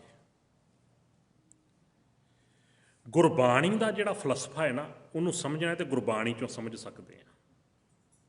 ਗੁਰਬਾਣੀ ਨੂੰ ਗੁਰਬਾਣੀ 'ਚੋਂ ਹੀ ਸਮਝਿਆ ਜਾਏਗਾ। ਗੁਰੂ ਜੀ ਨੂੰ ਪੁੱਛ ਲੈਂਦੇ ਹਾਂ। ਗੁਰੂ ਜੀ ਕਹਿੰਦੇ ਗੁਰ ਕੀ ਬਾਣੀ ਗੁਰ ਤੇ ਜਾਤੀ, ਜਾਤੀ ਦਾ ਅਰਥ ਹੈ ਜਾਣਨਾ, ਸਮਝਣਾ। ਗੁਰੂ ਦੀ ਬਾਣੀ ਗੁਰੂ ਕੋਲੋਂ ਸਮਝੀ ਜਾਂਦੀ ਹੈ, ਇਹ ਨਹੀਂ ਕੋਈ ਹੋਰ ਦੱਸੇਗਾ। ਅੱਜ ਤੱਕ ਸਾਡਾ ਇਹ ਵੀ ਬਹੁਤ ਵੱਡਾ ਨੁਕਸਾਨ ਹੋਇਆ ਕਿ ਸ਼ਬਦ ਗੁਰੂ ਗ੍ਰੰਥ ਸਾਹਿਬ ਦਾ ਪੜ੍ਹਨਾ ਤੇ ਉਹਦੇ ਅਰਥ ਲੱਭਣ ਵਾਸਤੇ ਹੋਰਨਾਂ ਮੱਤਾਂ ਦੇ ਗ੍ਰੰਥਾਂ ਨੂੰ ਪੜ੍ਹੋ। ਕੋਈ ਕਿਤੇ ਕਾਸ਼ੀ ਚਲੇ ਗਿਆ, ਕੋਈ ਕਿਤੇ ਚਲੇ ਗਿਆ, ਕੋਈ ਮੱਕੇ ਚਲੇ, ਕੋਈ ਕਿਤੇ ਚਲੇ ਗਿਆ। ਨਹੀਂ ਭਾਈ, ਗੁਰੂ ਦੇ ਸ਼ਬਦ ਨੂੰ ਸਮਝਣਾ ਤੇ ਗੁਰੂ ਦੇ ਸ਼ਬਦ ਵਿੱਚ ਹੀ ਉਹਦਾ ਸਾਨੂੰ ਗਿਆਨ ਮਿਲੇਗਾ। ਗੁਰੂ ਦੀ ਗੱਲ ਗੁਰੂ ਹੀ ਸਮਝਾਉਂਦਾ ਹੈ। ਖੈਰ, ਬਹੁਤ ਸਾਰੇ ਰਾਗਾਂ ਦੇ ਮਾਹਰ ਸਾਨੂੰ ਕਈ ਵਾਰ ਕਹਿਣਗੇ ਇੰਨੇ ਰਾਗ ਤੇ ਇੰਨੀਆਂ ਰਾਗਣੀਆਂ, ਜਿਵੇਂ ਸੋਰਠ ਰਾਗ ਨੂੰ ਕਹਿਣ ਵੀ ਹਾਂਜੀ ਇਹ ਰਾਗਣੀ ਹੈ ਜੀ, ਪਰ ਜਿੰਨੇ ਵੀ ਗੁਰੂ ਗ੍ਰੰਥ ਸਾਹਿਬ ਜੀ ਵਿੱਚ ਜ਼ਿਕਰ ਹੈ ਸਾਰੇ ਰਾਗ ਹੀ ਕਹੇ ਗਏ ਨੇ। ਰਾਮਕਲੀ ਵੀ ਰਾਗ ਹੈ, ਰਾਗਣੀ ਨਾ ਸਮਝ ਲੈਣਾ। 31 ਰਾਗ ਜਦੋਂ ਗੁਰੂ ਸਾਨੂੰ ਇਹ ਰਾਗ ਦੱਸ ਰਿਹਾ ਹੈ, ਅਸੀਂ ਇਹਨੂੰ ਰਾਗ ਕਹਾਂਗੇ। ਹਾਂ, ਹੋ ਸਕਦਾ ਉਹਨਾਂ ਦੀ ਵਿੱਦਿਆ ਦੇ ਵਿੱਚ ਇਹਨੂੰ ਰਾਗਣੀ ਕਿਹਾ ਜਾਂਦਾ ਹੋਵੇ। ਜਿਵੇਂ ਮੈਂ ਪਹਿਲਾਂ ਵੀ ਬੇਨਤੀ ਕੀਤੀ, ਉਹਨਾਂ ਦੇ ਧਰਮ ਗ੍ਰੰਥਾਂ ਵਿੱਚ ਗੋਪਾਲ ਦੇ ਅਰਥ ਕੁਝ ਹੋਰ ਹੋ ਸਕਦੇ ਆ, ਪਰ ਜਿਹੜਾ ਇੱਥੇ ਗੋਪਾਲ ਸ਼ਬਦ ਗੁਰੂ ਗ੍ਰੰਥ ਸਾਹਿਬ ਜੀ ਵਿੱਚ ਲਿਖਿਆ ਹੋਵੇਗਾ, ਉਹਦੇ ਅਰਥ ਅਕਾਲ ਪੁਰਖ ਹੈ, ਸਾਰੀ ਸ੍ਰਿਸ਼ਟੀ ਦੀ ਪਾਲਣਾ ਕਰਨ ਵਾਲਾ, ਉਹ ਕਿਸੇ ਹੋਰ ਵਾਸਤੇ ਨਹੀਂ। ਗੁਰੂ ਰਹਿਮਤ ਕਰੇ ਨੁਕਤਾ ਪਕੜ ਚ ਆ ਜਾਏ। ਰਾਮਕਲੀ ਮਹਿਲਾ ਪਹਿਲਾ, ਮਹਿਲਾ ਸ਼ਬਦ ਮੈਂ ਵਰਤਿਆ ਹੈ, ਇਹਨੂੰ ਮਹੱਲਾ ਸ਼ਬਦ ਵੀ ਵਰਤਦੇ ਆ, ਬਹੁਤ ਸਾਰੇ ਪੜ੍ਹਦੇ ਆ। ਮਹੱਲਾ ਦਾ ਅਰਥ ਹੁੰਦਾ ਇੱਕ ਐਸੀ ਜਗ੍ਹਾ ਜਿੱਥੇ ਉਤਾਰਾ ਕੀਤਾ ਜਾਂਦਾ ਹੈ, ਜਿਵੇਂ ਆਪਾਂ ਕਹਿੰਦੇ ਫਲਾਣੇ ਸ਼ਹਿਰ ਦਾ ਮਹੱਲਾ। ਮਹਿਲਾ ਦਾ ਅਰਥ ਹੁੰਦਾ ਹੈ ਜੀਵ ਇਸਤਰੀ। ਇਹ ਸ਼ਬਦ ਕਿਹੜੀ ਰਸਨਾ ਚੋਂ ਉਚਾਰਨ ਹੋਇਆ ਹੈ? ਇਹ ਪ੍ਰਮਾਤਮਾ ਦੀ ਰੱਬੀ ਜੋਤ ਪਹਿਲੀ ਜਿਹੜੀ ਹੈ, ਗੁਰੂ ਨਾਨਕ ਸਾਹਿਬ, ਕਿਉਂਕਿ ਜੋਤ ਇਸਤਰੀ ਲਿੰਗ ਹੈ, ਜੋਤ ਹੁੰਦਾ ਨਹੀਂ ਹੈ, ਜੋਤ ਹੁੰਦੀ ਹੈ। ਕਦੀ ਸੁਣਿਆ ਜੋਤ ਜਗਦਾ? ਇਹ ਕਹਿੰਦੇ ਜੋਤ ਜਗਦੀ। ਤੇ ਗੁਰਬਾਣੀ ਵਿੱਚ ਵੀ ਬੜਾ ਖੂਬਸੂਰਤ ਬਚਨ ਹੈ, ਇਸ ਜਗ ਮੈਂ ਪੁਰਖ ਇੱਕ ਹੈ, ਹੋਰ ਸਗਲੀ ਨਾਰ ਸਬਾਈ। ਔਰ ਖੂਬਸੂਰਤੀ ਵੇਖੋ, ਜਿੱਥੇ ਵੀ ਕਿਤੇ, ਚਾਹੇ ਭਗਤ ਸਾਹਿਬਾਨ, ਮੈਂ ਪਿਛਲੇ ਦਿਨ ਵੀ ਬੇਨਤੀ ਕੀਤੀ ਸੀ, ਕਈ ਵਾਰ ਨਾ ਆਪਣੇ ਬੱਚੇ ਸਵਾਲ ਕਰਦੇ ਆ, ਤੁਹਾਡੇ ਸਾਹਮਣੇ ਵੀ ਕਈ ਵਾਰ ਸਵਾਲ ਹੋ ਸਕਦਾ ਆਇਆ ਹੋਵੇ, ਕਿ ਗੁਰਮਤ ਦਾ ਬੜਾ ਖੂਬਸੂਰਤ ਫਲਸਫਾ ਹੈ, ਇੱਥੇ ਮੇਲ ਫੀਮੇਲ ਵਿੱਚ ਫਰਕ ਕੋਈ ਨਹੀਂ, ਬਰਾਬਰਤਾ ਹੈ, ਮੇਲ ਫੀਮੇਲ ਵਿੱਚ ਬਰਾਬਰਤਾ ਹੈ। ਪਰ ਜਿੰਨੇ ਵੀ ਮਹਾਂਪੁਰਖਾਂ ਦੀ ਬਾਣੀ ਹੈ, ਗੁਰੂ ਸਾਹਿਬ, ਸਿੱਖ ਸਾਹਿਬਾਨ, ਭਗਤ ਸਾਹਿਬਾਨ, ਭੱਟ ਸਾਹਿਬਾਨ, ਸਾਰੇ ਜਦੋਂ ਆਪਾਂ ਉਹਨਾਂ ਦੇ ਸਰੀਰਕ ਦੀ ਅਵਸਥਾ ਦੇਖਦੇ ਤਾਂ ਮੇਲ ਨੇ, ਫੀਮੇਲ ਕੋਈ ਨਹੀਂ ਵਿੱਚ। ਸਵਾਲ ਉੱਠਦਾ ਰੀਜ਼ਨ ਕੀ ਫਿਰ?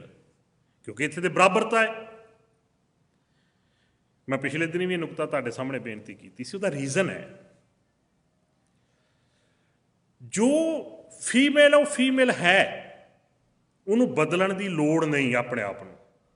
ਤੇ ਰੱਬ ਦੇ ਨਾਲ ਮਿਲਾਪ ਵੀ ਫੀਮੇਲ ਦਾ ਹੈ, ਮੇਲ ਦਾ ਨਹੀਂ।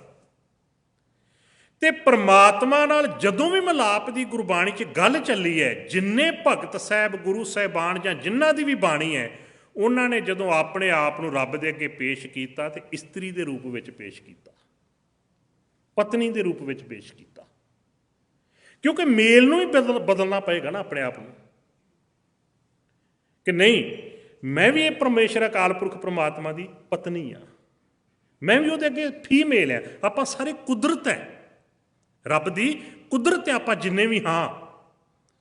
ਕੁਦਰਤ ਹੁੰਦਾ ਨਹੀਂ ਹੈ, ਕੁਦਰਤ ਹੁੰਦੀ ਹੈ, ਫੀਮੇਲ ਹੈ। ਇਸੇ ਕਰਕੇ ਪਹਿਲੇ ਸਮਿਆਂ ਵਿੱਚ ਜਦੋਂ ਵੀ ਧਰਮ ਵਿੱਚ ਐਂਟਰ ਕਰਵਾਇਆ ਜਾਂਦਾ ਸੀ, ਬੰਦਿਆਂ ਨੂੰ ਕਰਵਾਇਆ ਜਾਂਦਾ ਸੀ, ਇਸਤਰੀ ਨੂੰ ਨਹੀਂ ਸੀ ਕਰਵਾਇਆ, ਕਿਉਂਕਿ ਉਹ ਤਾਂ ਧਰਮ ਵਿੱਚ ਹੈ ਹੀ ਹੈ। ਉਹਦੇ ਕੋਲ ਤੇ ਉਹ ਕੁਦਰਤ ਨੇ ਹੀ ਇੱਕ ਐਸਾ, ਉਹ ਕਹਿ ਲਓ ਕਿ ਰੱਬ ਅਕਾਲ ਪੁਰਖ ਨੇ ਧਰਮ ਉਹਦੇ ਅੰਦਰ ਪੈਦਾ ਕੀਤਾ ਹੋਇਆ, ਉਹ ਧਰਮੀ ਹੈ। ਧਰਮੀ ਬਣਨ ਦੀ ਲੋੜ ਹੈ ਜਿਹੜਾ ਆਪਣੇ ਆਪ ਨੂੰ ਕੁਛ ਹੋਰ ਸਮਝੀ ਬੈਠਾ ਹੈ, ਉਹਨੂੰ ਚੇਂਜ ਹੋਣ ਦੀ। ਇਹ ਵਿਸ਼ਾ ਬੜਾ ਲੰਬਾ ਚੱਲ ਜਾਣਾ, ਇਹ ਫਿਰ ਕਿਸੇ ਦਿਨ ਆਪਾਂ ਨੁਕਤਾ ਸਾਂਝਾ ਕਰਾਂਗੇ ਇਸ ਚੀਜ਼ ਦੇ ਉੱਤੇ ਵੀ। ਪਰੰਤੂ ਇਸ ਚੀਜ਼ ਨੂੰ ਉਹਨਾਂ ਲੋਕਾਂ ਨੇ ਕਿਸੇ ਹੋਰ ਰੂਪ ਵਿੱਚ ਪਾ ਕੇ, ਜਿਹੜੀ ਇਸਤਰੀ ਕਹਿ ਲਓ, ਔਰਤ ਕਹਿ ਲਓ, ਇਹਨੂੰ ਦਬਾ ਕੇ ਰੱਖਿਆ। ਮੈਂ ਤਾਂ ਕਈ ਵਾਰ ਇਹ ਸਵਾਲ ਕਰਦਾ ਹੁੰਦਾ, ਜਿੰਨੇ ਵੀ ਵਿਦਵਾਨ ਪੁਰਸ਼ ਜਾਂ ਜਿੰਨੇ ਵੀ ਆਪਣੇ ਧਾਰਮਿਕ ਹੈ, ਮੈਂ ਕਹਿੰਦਾ ਹੁੰਦਾ ਵੀ ਕਿਸੇ ਗੁਰਦੁਆਰਾ ਸਾਹਿਬ ਚਲ ਜਾਓ, ਕਿਸੇ ਥਾਂ ਚਲ ਜਾਓ, ਜਿੰਨੇ ਵੀ ਲੋਕ ਆਉਂਦੇ ਨੇ ਸਾਰੇ ਅਰਦਾਸਾਂ ਕਰਵਾਉਂਦੇ ਨੇ ਕਿ ਸਾਡੇ ਘਰ ਪੁੱਤਰ ਦੀ ਦਾਤ ਰੱਬ ਬਖਸ਼ੇ, ਪੁੱਤਰ ਹੋਵੇ। ਪੁੱਤਰ ਦੀ ਗੱਲ ਹੀ ਚੱਲਦੀ ਨਾ, ਪੁੱਤਰਾਂ ਦੀਆਂ ਅਰਦਾਸਾਂ ਹੁੰਦੀਆਂ, ਧੀ ਕੋਈ ਨਹੀਂ ਮੰਗਦਾ ਹੈ ਨਾ। ਦਾਤ ਸਾਰੀ ਰੱਬ ਦੀ ਹੈ, ਤੇ ਜਿਹੜੀ ਧੀ ਦੀ ਦਾਤ ਹੈ ਫਿਰ ਉਹ ਕੌਣ ਦਿੰਦਾ ਹੈ? ਰੱਬ ਆਪ। ਇਹਦਾ ਮਤਲਬ ਰੱਬ ਦੀ ਬਖਸ਼ਿਸ਼ ਹੈ। ਔਰਤ ਕਹਿ ਲਓ, ਇਸਤਰੀ ਕਹਿ ਲਓ, ਰੱਬ ਦੀ ਬਖਸ਼ਿਸ਼ ਹੈ, ਰਹਿਮਤ ਹੈ ਰੱਬ ਦੀ। ਇਹ ਰੱਬ ਦਾ ਦਿੱਤਾ ਹੋਇਆ ਦਾਨ ਹੈ ਸਾਨੂੰ, ਜਿਹੜਾ ਮੰਗਿਆ ਨਹੀਂ ਸੀ। ਕਿਉਂਕਿ ਅਣ ਮੰਗਿਆ ਦਾਨ ਦੇਵ ਦਾ, ਜਿਹੜਾ ਮੰਗਿਆ ਨਹੀਂ ਸੀ, ਇਹ ਸਾਡੀ ਨਹੀਂ ਕੋਈ ਪ੍ਰਾਪਤੀ ਜਾਂ ਵੀ ਅਸੀਂ ਮੰਗਿਆ ਸੀ ਜਾਂ ਕਿਸ ਤਰ੍ਹਾਂ। ਇਹ ਅਕਾਲ ਪੁਰਖ ਨੇ ਆਪ ਖੁਸ਼ ਹੋ ਕੇ ਸਾਨੂੰ ਦਾਤ ਦਿੱਤੀ ਹੈ। ਇਸ ਲਈ ਮੈਂ ਬੇਨਤੀ ਕਰਦਾ ਨਾ, ਸਾਡੇ 'ਚ ਕਾਮ ਪ੍ਰਚਲਿਤ ਹੈ, ਮੈਂ ਵੀ ਤੁਹਾਡੇ ਵਿੱਚ ਹੀ ਹਾਂ, ਆਪਾਂ ਵੀ ਸਾਰੇ ਇੱਕੋ ਜਿਹੇ ਹੀ ਹਾਂ। ਇਹ ਨਾ ਸਮਝੋ ਵੀ ਸ਼ਾਇਦ ਵੀ ਕੋਈ ਅਸੀਂ ਵੱਖਰੀ ਚੀਜ਼ ਆ। ਹਾਂ, ਆਪਾਂ ਸਾਰੇ ਮਨੁੱਖ, ਕਈ ਵਾਰ ਆਪਾਂ ਸੁੱਤੇ ਸਿੱਧ ਬਹੁਤ ਸਾਰੀਆਂ ਐਸੀਆਂ ਗੱਲਾਂ ਬੋਲ ਜਾਂਦੇ ਹਾਂ ਜਿਹੜੀਆਂ ਕਿ ਬਿਲਕੁਲ ਹੀ ਕਿਤੇ ਨਾ ਕਿਤੇ ਜਾ ਕੇ ਹੋਰ ਪਾਸੇ ਚਲੇ ਜਾਂਦੀਆਂ ਨੇ। ਮੈਂ ਅਕਸਰ ਬੇਨਤੀ ਕਰਦਾ ਹੁੰਦਾ, ਜ਼ਿੰਦਗੀ ਵਿੱਚ ਕਦੇ ਵੀ ਬੱਚੀ ਕਹਿ ਲਓ, ਧੀ ਕਹਿ ਲਓ, ਬੇਟੀ ਕਹਿ ਲਓ, ਲੜਕੀ ਕਹਿ ਲਓ, ਕੁੜੀ ਨਾ ਕਹਿ। ਕਿੱਡੀ ਵੱਡੀ ਗੱਲ ਹੈ। ਬੱਚੀ ਸ਼ਬਦ, ਪੁੱਤਰੀ ਸ਼ਬਦ, ਲੜਕੀ ਸ਼ਬਦ, ਬੇਟੀ ਸ਼ਬਦ, ਇਹ ਸਾਰੇ ਸ਼ਬਦ ਗੁਰੂ ਗ੍ਰੰਥ ਸਾਹਿਬ ਵਿੱਚ ਹੈਗੇ ਆ। ਕੁੜੀ ਸ਼ਬਦ ਨਹੀਂ ਗੁਰੂ ਨੇ ਵਰਤਿਆ। ਕਿਉਂ? ਕੁੜੀ ਦਾ ਮੀਨਿੰਗ ਕੀ ਹੈ? ਕੁੜੀ ਇੱਕ ਹਿਸਾਬ ਦੇ ਨਾਲ ਗਾਲ ਹੈ। ਇਹਦੇ 3-4 ਭਾਵ ਬਣਦੇ ਆ। ਇੱਕ ਭਾਵ ਬਣਦਾ ਕੂੜਾ। ਕੂੜੇ ਦਾ ਭਾਵ ਕੀ ਹੁੰਦਾ ਹੈ? ਜਿਹਦੀ ਘਰ ਵਿੱਚ ਥਾਂ ਨਹੀਂ, ਇਸ ਘਰ ਦਾ, ਇਹਨੂੰ ਬਾਹਰ ਘਰੋਂ ਬਾਹਰ। ਇਹੀ ਰੀਜ਼ਨ ਹੈ ਜਦੋਂ ਵੀ ਕਿਤੇ ਧੀ ਜੰਮਦੀ ਕਹਿ ਦਿੱਤਾ ਜਾਂਦਾ ਨਹੀਂ ਇਹਨੇ ਤੇ ਪਰਾਏ ਘਰ ਜਾਣਾ। ਉੱਧਰ ਜਦੋਂ ਜਾਂਦੀ ਵਿਆਹ ਕੇ ਉਹ ਕਹਿੰਦੇ ਤੇ ਉੱਧਰੋਂ ਆਈ ਹੈ, ਜਿਹਨੂੰ ਘਰ 'ਚ ਥਾਂ ਵੀ ਘਰ ਦੀ ਮਾਲਕ ਨਹੀਂ ਕਿਹਾ ਜਾਂਦਾ। ਦੂਜਾ ਹੁੰਦਾ ਕੂੜ ਦਾ ਅਰਥ ਹੁੰਦਾ ਝੂਠ। ਝੂਠ ਦਾ ਅਰਥ ਵੀ ਜਿਹਨੂੰ ਐਕਸੈਪਟ ਨਹੀਂ ਕਰਨਾ, ਜੋ ਸੱਚ ਨਹੀਂ ਹੈ। ਇਹ ਜੋ ਪੁਰਾਣੇ ਆਪਾਂ ਗ੍ਰੰਥ ਪੜ੍ਹਦੇ ਹਾਂ ਨਾ, ਉਹਨਾਂ ਵਿੱਚ ਬਹੁਤ ਇਹਨਾਂ ਚੀਜ਼ਾਂ ਦੇ ਖੁਲਾਸੇ ਆ ਵੀ ਕੀ ਕੀ ਲਫ਼ਜ਼ ਵਰਤੇ ਜਾਂਦੇ ਸੀ, ਕਿਵੇਂ ਕਿਵੇਂ ਦੁਰਕਾਰਿਆ ਜਾਂਦਾ ਸੀ ਇਹ ਲਫ਼ਜ਼ ਕਹਿ ਕੇ। ਕੁੜੀ ਲਫ਼ਜ਼ ਨਹੀਂ ਵਰਤਣਾ।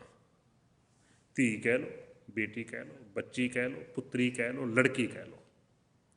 ਨਹੀਂ ਤਾਂ ਆਪਣੇ ਆਮ ਇਹ ਪ੍ਰਚਲਿਤ ਆ ਫਲਾਣੇ ਦੀ ਕੁੜੀ, ਫਲਾਣੇ ਦੀ ਕੁੜੀ। ਕੁੜੀ ਸ਼ਬਦ ਨਹੀਂ ਵਰਤਣਾ। ਕੋਸ਼ਿਸ਼ ਕਰਿਓ। ਕਿਉਂ? ਸਾਡਾ ਥਰਮਾਮੀਟਰ ਗੁਰੂ ਗ੍ਰੰਥ ਸਾਹਿਬ ਹੈ। ਪੂਰੇ ਗੁਰੂ ਗ੍ਰੰਥ ਸਾਹਿਬ ਵਿੱਚ ਕਿਤੇ ਵੀ ਧੀ ਨੂੰ ਕੁੜੀ ਸ਼ਬਦ ਨਹੀਂ ਵਰਤਿਆ। ਬੇਟੀ ਕਿਹਾ, ਪੁੱਤਰੀ ਵੀ ਕਿਹਾ ਹੈ। ਖੈਰ, ਮਹਿਲਾ ਦਾ ਭਾਵ ਕੀ ਹੈ? ਜੀਵ ਇਸਤਰੀ, ਰੱਬੀ ਜੋਤ, ਪਹਿਲੀ ਜੋਤ।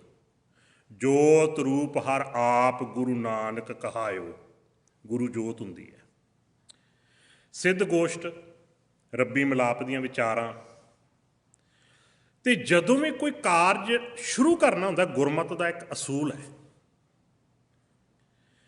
ਕਿ ਸਿੱਖ ਨੇ ਸਭ ਤੋਂ ਪਹਿਲਾਂ ਅਕਾਲ ਪੁਰਖ ਵਾਹਿਗੁਰੂ ਪਰਮਾਤਮਾ ਦੇ ਅੱਗੇ ਅਰਦਾਸ ਕਰਕੇ ਉਹਦੀ ਬਖਸ਼ਿਸ਼, ਉਹਦੀ ਕਿਰਪਾ ਉਸ ਕਾਰਜ ਦੇ ਵਿੱਚ ਮੰਗਣੀ ਹੁੰਦੀ ਹੈ ਕਿ ਕਿਰਪਾ ਕਰੇ ਕਾਰਜ ਨੇਪਰੇ ਚੜ੍ਹ ਜੇ। ਆਪਣੇ ਤੁਹਾਨੂੰ ਪਤਾ ਹੈਗਾ ਇੱਥੇ ਤੇ ਖੈਰ ਮਾਹੌਲ ਹੀ ਥੋੜ੍ਹੇ ਜਿਹੇ ਚੇਂਜ ਹੋ ਗਏ ਨੇ। ਆਉਣ ਵਾਲੀਆਂ ਪੀੜ੍ਹੀਆਂ ਹੋਰ ਚੇਂਜ ਹੋ ਜਾਣੀਆਂ। ਤੀਜੀ ਪੀੜ੍ਹੀ 'ਤੇ ਜਾ ਕੇ ਬਹੁਤ ਕੁਛ ਖਤਮ ਹੀ ਹੋ ਜਾਣਾ ਜਿਹੜੀ ਇੱਥੋਂ ਦੀ ਹੋਵੇਗੀ। ਆਪਾਂ ਘਰ ਕਿਤੇ ਨਵਾਂ ਬਣਾਉਣਾ ਹੁੰਦਾ ਸੀ ਨਾ, ਨੀਂਹ ਰੱਖਣੀ ਹੁੰਦੀ, ਪਹਿਲੀ ਇੱਟ ਵੀ ਰੱਖਣੀ ਹੁੰਦੀ ਸੀ ਅਤੇ ਧਾਰਨਾ ਹੁੰਦੀ ਸੀ ਅਰਦਾਸ ਕਰਕੇ ਫਿਰ ਘਰ ਦੀ ਆਪਾਂ ਨੀਂਹ ਰੱਖਣੀ ਹੈ। ਜੇ ਘਰ ਬਣ ਗਿਆ ਤਾਂ ਇਹ ਹੁੰਦਾ ਸਭ ਤੋਂ ਪਹਿਲਾਂ ਗੁਰੂ ਸਾਹਿਬ ਦੇ ਚਰਨ ਪੈਣ, ਬਾਣੀ ਪੜ੍ਹ ਕੇ ਅਰਦਾਸ ਕਰਕੇ ਫਿਰ ਇੱਥੇ ਵਸੇਬਾ ਕਰਨਾ। ਮੈਂ ਬਜ਼ੁਰਗਾਂ ਨੂੰ ਦੇਖਿਆ, ਮੇਰੇ ਆਪਣੇ ਪਰਿਵਾਰ ਵਿੱਚ ਵੀ ਮੈਂ ਦੇਖਿਆ, ਜਦੋਂ ਕਿਤੇ ਘਰੋਂ ਬਾਹਰ ਵੀ ਜਾਂਦੇ ਹੁੰਦੇ ਸੀ ਨਾ, ਅਤੇ ਉਹ ਜੋੜਾ ਪੈਰਾਂ ਤੋਂ ਲਾ ਕੇ ਅਰਦਾਸ ਕਰਕੇ ਵੀ ਇਸ ਕਾਰਜ ਲਈ ਚੱਲੇ, ਅੰਗ ਸੰਗ ਸਹਾਈ ਰਹਿਣਾ। ਬੱਚੇ ਦਾ ਆਨੰਦ ਕਾਰਜ, ਵਿਆਹ, ਕੋਈ ਵੀ ਕਾਰਜ ਹੋਣਾ, ਅਰਦਾਸ ਕਰਕੇ। ਇੱਥੋਂ ਤੱਕ ਆਨੰਦ ਕਾਰਜ ਤੋਂ ਪਹਿਲਾਂ ਦੋ ਪਰਿਵਾਰਾਂ ਨੇ ਮਿਲਣਾ ਵੀ ਇੱਕ ਦੂਜੇ ਨਾਲ, ਪਹਿਲਾਂ ਅਰਦਾਸ ਕਰਨੀ। ਇਹ ਮੰਗਲਾਚਰਨ ਅਰਦਾਸ ਹੈ। ਜਦੋਂ ਕਿਸੇ ਰਾਗ ਦੀ ਆਰੰਭਤਾ ਹੁੰਦੀ ਹੈ, ਨਵੇਂ ਮਹਾਂਪੁਰਖ ਦੀ ਬਾਣੀ ਆਰੰਭ ਹੁੰਦੀ ਹੈ, ਕੋਈ ਨਵਾਂ ਅਧਿਆਏ ਆਰੰਭ ਹੁੰਦਾ ਹੈ, ਤੇ ਸਭ ਤੋਂ ਪਹਿਲਾਂ ਮੰਗਲਾਚਰਨ ਕੀਤਾ ਗਿਆ। ਮੰਗਲਾਚਰਨ ਦਾ ਜਿਹੜਾ ਸਰੂਪ ਹੈ ਇੱਥੇ ਉਹ ਹੈ ਇੱਕ ਓਅੰਕਾਰ ਸਤ ਗੁਰ ਪ੍ਰਸਾਦ। ਇਹਨੂੰ ਵੀ ਸਮਝਣਾ ਥੋੜ੍ਹਾ ਜਿਹਾ। ਅਕਾਲ ਪੁਰਖ ਇੱਕ ਹੈ, ਸਰਬ ਵਿਆਪਕ ਹੈ। ਇੱਕ ਓਂਕਾਰ ਦੇ ਅਰਥ ਕੀ ਨੇ? ਅਕਾਲ ਪੁਰਖ ਇੱਕ ਹੈ ਤੇ ਉਹ ਸਰਬ ਵਿਆਪਕ ਹੈ। ਕੋਈ ਐਸੀ ਥਾਂ ਨਹੀਂ ਜਿੱਥੇ ਨਾ ਹੋਵੇ, ਸਰਬ ਵਿਆਪਕ। ਮੈਂ ਤਾਂ ਇੱਥੋਂ ਤੱਕ ਕਹਿੰਦਾ ਹੁੰਦਾ, ਆਪਣੇ ਸਿਰ ਤੋਂ ਲੈ ਕੇ ਪੈਰਾਂ ਤੱਕ ਜਿੰਨਾ ਵੀ ਸਾਡਾ ਸਰੀਰ ਹੈ, ਬੋਡੀ ਜਿੰਨੀ ਵੀ ਹੈ, ਜਿੰਨੇ ਵੀ ਬੋਡੀ ਦੇ ਅੰਗ ਜਿਉਂਦੇ ਨੇ, ਸਮਝ ਲਓ ਕਿ ਅਕਾਲ ਪੁਰਖ ਉੱਥੇ ਬੈਠਾ ਹੋਇਆ, ਬਿਰਾਜਮਾਨ ਹੈ।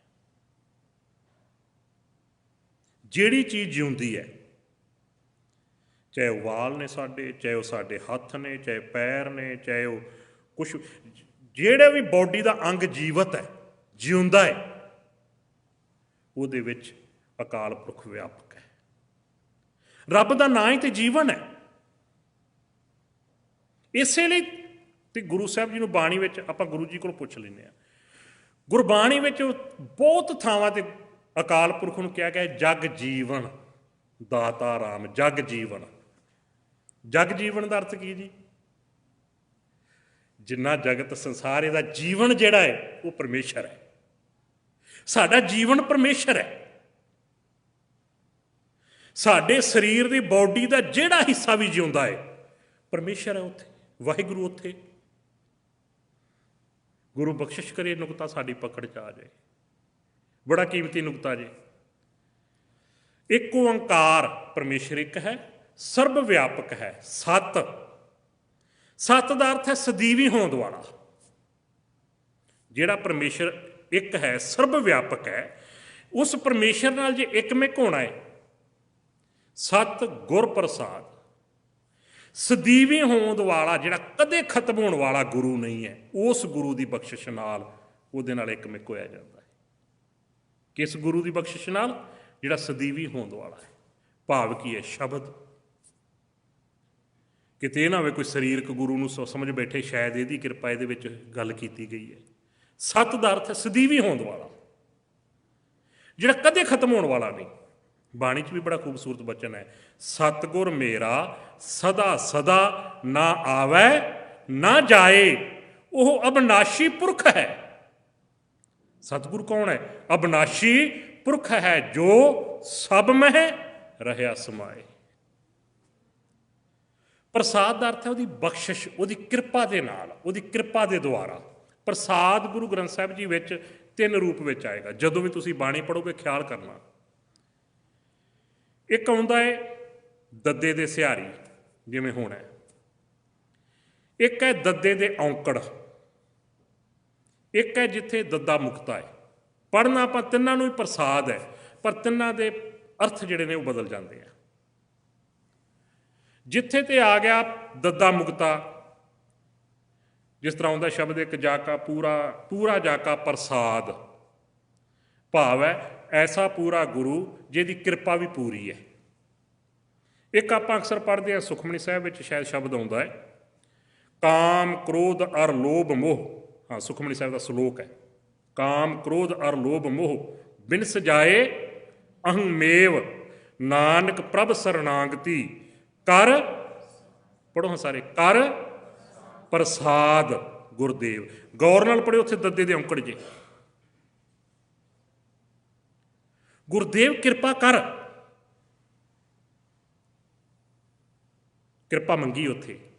ਪਰੰਤੂ ਇਹਦੇ ਤੋਂ ਜਿਹੜੀ ਬਾਅਦ ਅਸ਼ਟਪਦੀ ਸ਼ੁਰੂ ਹੁੰਦੀ ਹੈ ਨਾ, ਸਾਰੀ ਅਸ਼ਟਪਦੀ ਪੜ੍ਹ ਲਿਓ, ਉੱਥੇ ਜਿਹੜਾ ਪ੍ਰਸਾਦ ਆਉਂਦਾ ਉਹਦੇ ਦੱਦੇ ਨੂੰ ਸਿਹਾਰੀ ਹੈ। ਜਿਹੇ ਪ੍ਰਸਾਦ ਛਤੀ ਹੀ ਅੰਮ੍ਰਿਤ ਖਾਹੇ, ਜਿਹੇ ਪ੍ਰਸਾਦ ਜਿੰਨੇ ਵੀ ਆਪਣਾ ਠਾਕੁਰ ਰਖ ਮਨ ਮਾਹੇ ਸ਼ਬਦ ਆਉਂਦਾ ਨਾ, ਉੱਥੇ ਦੱਦੇ ਦੇ ਸਿਹਾਰੀ, ਉਹਦਾ ਅਰਥ ਹੈ ਪ੍ਰਸਾਦ, ਭਾਵ ਕਿਰਪਾ ਦੇ ਦੁਆਰਾ। ਜਿਹਦੀ ਕਿਰਪਾ ਦੇ ਦੁਆਰਾ ਛਤੀ ਹੀ ਅੰਮ੍ਰਿਤ ਖਾਹੇ, ਜਿਹਦੀ ਕਿਰਪਾ ਦੇ ਦੁਆਰਾ ਅਕਾਲ ਪੁਰਖ ਪਰਮੇਸ਼ਰ ਨੂੰ ਆਪਣੇ ਮਨ ਦੇ ਵਿੱਚ ਟਿਕਾਇਆ ਜਾਂਦਾ ਹੈ। ਪ੍ਰਸਾਦ ਦੱਦੇ ਨੂੰ ਸਿਹਾਰੀ ਹੈ, ਅਰਥ ਬਦਲ ਜਾਂਦੇ ਨੇ। ਇਹਨੂੰ ਵਿਆਕਰਣ ਕਿਹਾ ਜਾਂਦਾ ਅਸਲ ਦੇ ਵਿੱਚ। ਅੱਗੇ ਬਾਣੀ ਆਰੰਭ ਹੁੰਦੀ ਹੈ, ਸਿੱਧ ਸਭਾ ਕਰ ਆਸਣ ਬੈਠੇ, ਸੰਤ ਸਭਾ ਜੈਕਾਰੋ, ਤਿਸ ਆਗੈ ਰਹਿਰਾਸ ਹਮਾਰੀ, ਸਾਚਾ ਅਪਰ ਅਪਾਰੋ, ਮਸਤਕ ਕਾਟ ਧਰੀ ਤਿਸ ਆਗੈ, ਤਨ ਮਨ ਆਗੈ ਦੇਉ, ਨਾਨਕ ਸੰਤ ਮਿਲੈ ਸੱਚ ਪਾਈਐ, ਸਹਿਜ ਭਾਏ ਜਸ ਲਿਓ। ਇਹ ਪਹਿਲਾ ਬੰਦ ਹੈ। ਅੱਗੇ ਰਹਾਉ ਦੀਆਂ ਪੰਕਤੀਆਂ ਨੇ, ਕੋਈ ਵੀ ਗੁਰੂ ਗ੍ਰੰਥ ਸਾਹਿਬ ਜੀ ਵਿੱਚ ਸ਼ਬਦ ਹੈ, ਰਹਾਉ ਦੀ ਪੰਕਤੀ ਉਹਦਾ ਕੇਂਦਰੀ ਭਾਵ ਹੈ। ਕਈ ਐਸੇ ਸ਼ਬਦ ਹੁੰਦੇ ਨੇ ਜਿੱਥੇ ਇੱਕ ਸ਼ਬਦ ਵਿੱਚ ਗੁਰੂ ਸਾਹਿਬ ਜੀ ਨੇ ਕਈ ਸਬਜੈਕਟਾਂ ਦੀ ਗੱਲ ਕੀਤੀ ਹੁੰਦੀ ਹੈ। ਇੱਕ ਪੁਰਾਣੇ ਗੁਟਕਿਆਂ ਵਿੱਚ ਨਾ ਸ਼ਬਦ ਬਾਣੀ ਪੜ੍ਹਦੇ ਹੁੰਦੇ ਸਨ, ਸ਼ਬਦ ਹਜ਼ਾਰੇ। ਉਹਦੇ 'ਚ ਧਨਾਸਰੀ ਰਾਗ ਦਾ ਪਹਿਲਾ ਸ਼ਬਦ ਆਉਂਦਾ, ਜੀਓ ਡਰਤ ਹੈ ਆਪਣਾ ਕੈਸਿਓ ਕਰੀ ਪੁਕਾਰ। ਉਹਦੇ ਵਿੱਚ ਮੇਰੇ ਖਿਆਲ ਨਾਲ 4 ਵਾਰ ਰਹਾਉ ਆਉਂਦਾ ਹੈ, 4 ਵਾਰ। ਆਮ ਤੁਸੀਂ ਜੋ ਸਹਿਜ ਪਾਠ ਕਰਦੇ ਹੋ ਰਹਾਉ ਦੂਜਾ ਵੀ ਲਿਖਿਆ ਹੁੰਦਾ ਹੈ। ਇਹਦਾ ਮਤਲਬ 2 ਸਬਜੈਕਟਾਂ ਦੀ ਗੱਲ ਹੈ ਜਿੱਥੇ 2 ਵਾਰ ਰਹਾਉ ਆਇਆ ਹੈ, 2 ਵਿਸ਼ਿਆਂ ਤੇ ਗੱਲ ਚੱਲੀ ਹੈ। ਜੇ 4 ਵਾਰ ਹੈ ਤੇ ਇਹਦਾ ਮਤਲਬ 4 ਸਬਜੈਕਟਾਂ ਦੀ ਗੱਲ ਕੀਤੀ ਇਹਦੇ ਵਿੱਚ, 4 ਸਬਜੈਕਟਾਂ ਦੀ ਗੱਲ ਹੈ। ਹਰ ਸਬਜੈਕਟ ਦਾ ਕੇਂਦਰੀ ਭਾਵ ਰਹਾਉ ਦੀਆਂ ਪੰਕਤੀਆਂ 'ਚ ਹੁੰਦਾ ਹੈ। ਸੁਖਮਨੀ ਸਾਹਿਬ ਵਿੱਚ ਵੀ ਕੇਂਦਰੀ ਭਾਵ ਉਹਦੇ ਰਹਾਉ ਦੀਆਂ ਪੰਕਤੀਆਂ ਨੇ, ਇੱਥੇ ਵੀ ਕੇਂਦਰੀ ਭਾਵ ਤੇ ਰਹਾਉ ਦੀਆਂ ਪੰਕਤੀਆਂ ਨੇ। ਮੈਨੂੰ ਬੜੀ ਖੁਸ਼ੀ ਹੋਈ ਜਦੋਂ ਭੈਣਾਂ ਨੇ ਸ਼ਬਦ ਗਾਇਨ ਕੀਤਾ ਨਾ, ਜਿਹੜਾ ਅੰਤਲਾ ਸ਼ਬਦ ਸਰਵਣ ਕੀਤਾ ਆਪਾਂ ਸਾਰਿਆਂ ਨੇ, ਸਾਚਾ ਸਾਹਿਬ ਸਦ ਮਿਹਰਵਾਨ। ਤੇ ਜਿਹੜੇ ਉਹਦੇ ਇਹਨਾਂ ਨੇ ਅਸਥਾਈ ਬਣਾਈ, ਜਿਹੜਾ ਕਹਿ ਲਓ ਸ਼ਬਦ ਦੀ ਟੇਕ ਜਿਹੜੀ ਸੀ, ਉਹ ਰਹਾਉ ਦੀਆਂ ਪੰਕਤੀਆਂ ਸੀ। ਰਹਾਉ ਦੀ ਪੰਕਤੀ ਜਿਹੜੀ ਹੈ, ਸਾਰਾ ਸ਼ਬਦ ਉਹਦੀ ਵਿਆਖਿਆ ਕਰ ਰਿਹਾ ਹੁੰਦਾ ਹੈ, ਉਹਦੇ ਆਲੇ ਦੁਆਲੇ ਘੁੰਮਦਾ ਹੈ। ਰਹਾਉ ਦੀ ਪੰਕਤੀ ਮੁੱਖ ਹੋਣੀ ਚਾਹੀਦੀ ਸਾਡੇ। ਮੈਂ ਤੇ ਐਸੇ ਸੱਜਣ ਵੀ ਦੇਖੇ ਆ, ਉਹ ਜਦੋਂ ਹੁਕਮ ਗੁਰੂ ਸਾਹਿਬ ਦਾ ਸੁਣਾਉਂਦੇ ਨੇ ਨਾ, ਹੁਕਮਨਾਮਾ ਲੈਂਦੇ ਨੇ। ਹੁਣ ਆਪਾਂ ਤੇ ਆਮ ਪ੍ਰਚਲਿਤ ਹੈ ਨਾ ਵੀ ਉੱਪਰਲੀਆਂ ਪੰਕਤੀਆਂ 2 ਵਾਰ ਪੜ੍ਹਦੇ ਆ, ਗਾਇਨ ਕਰਦੇ ਆ। ਨਹੀਂ, ਉਹ ਉੱਪਰੋਂ ਸ਼ਬਦ ਆਰੰਭ ਕਰਕੇ ਗਾਇਨ ਕਰਦੇ ਹੁੰਦੇ, ਪਰ ਜਿੱਥੇ ਰਹਾਉ ਦੀਆਂ ਪੰਕਤੀਆਂ ਉਹਨਾਂ ਨੂੰ ਦੁਬਾਰਾ ਗਾਉਂਦੇ ਨੇ, ਤਾਂ ਕਿ ਸੁਣਨ ਵਾਲੇ ਨੂੰ ਪਤਾ ਲੱਗ ਜਾਏ ਸ਼ਬਦ ਦਾ ਭਾਵ ਕੀ ਹੈ, ਸ਼ਬਦ ਦਾ ਅਸਲੀ ਸਾਰ ਤੱਤ ਇੱਥੇ ਹੈ। ਜਿਵੇਂ ਭਾਈ ਗੁਰਦਾਸ ਜੀ ਦੀਆਂ ਵਾਰਾਂ ਵਿੱਚ ਸਭ ਤੋਂ ਅਖੀਰਲੀ ਪੰਕਤੀ ਜਿਹੜੀ ਹੈ, ਉਹਦਾ ਕੇਂਦਰੀ ਭਾਵ ਹੁੰਦਾ ਹੈ। ਮੈਂ ਪਿਛਲੇ ਦਿਨੀ ਵੀ ਬੇਨਤੀ ਕੀਤੀ ਸੀ, ਜਿਵੇਂ ਵਾਰ ਚੱਲ ਰਹੀ ਹੋਵੇ, ਭਾਵੇਂ 2 ਸ਼ਲੋਕ ਭਾਵੇਂ 3 ਸ਼ਲੋਕ ਹੋਣ, ਪਰ ਕੇਂਦਰੀ ਭਾਵ ਪੌੜੀ ਵਿੱਚ ਹੁੰਦਾ ਹੈ। ਵਾਰ ਕਿਆ ਹੀ ਪੌੜੀ ਨੂੰ ਜਾਂਦਾ ਹੈ। ਹੁਣ ਆਸਾ ਕੀ ਵਾਰ, ਇਹਦੇ ਵਿੱਚ ਗੁਰੂ ਅੰਗਦ ਸਾਹਿਬ ਦੇ ਸ਼ਲੋਕ ਵੀ ਹੈਗੇ ਆ, ਮਹਿਲਾ ਦੂਜਾ ਵੀ ਹੈਗਾ ਹੈ, ਪਰ ਆਸਾ ਕੀ ਵਾਰ ਸਾਰੀ ਦੀ ਸਾਰੀ ਪੌੜੀਆਂ ਜਿੰਨੀਆਂ ਨੇ, ਸਾਰੀਆਂ ਹੀ ਗੁਰੂ ਨਾਨਕ ਸਾਹਿਬ ਦੀਆਂ ਉਚਾਰਨ ਕੀਤੀਆਂ। ਇਸੇ ਲਈ ਆਸਾ ਮਹਿਲਾ ਪਹਿਲਾ ਵਾਰ ਸ਼ਲੋਕਾਂ ਨਾਲ ਲਿਖਿਆ ਹੈ, ਉੱਥੇ ਗੁਰੂ ਅੰਗਦ ਸਾਹਿਬ ਦਾ ਜ਼ਿਕਰ ਨਹੀਂ ਹੈ। ਗੁਰੂ ਬਖਸ਼ਿਸ਼ ਕਰੇ।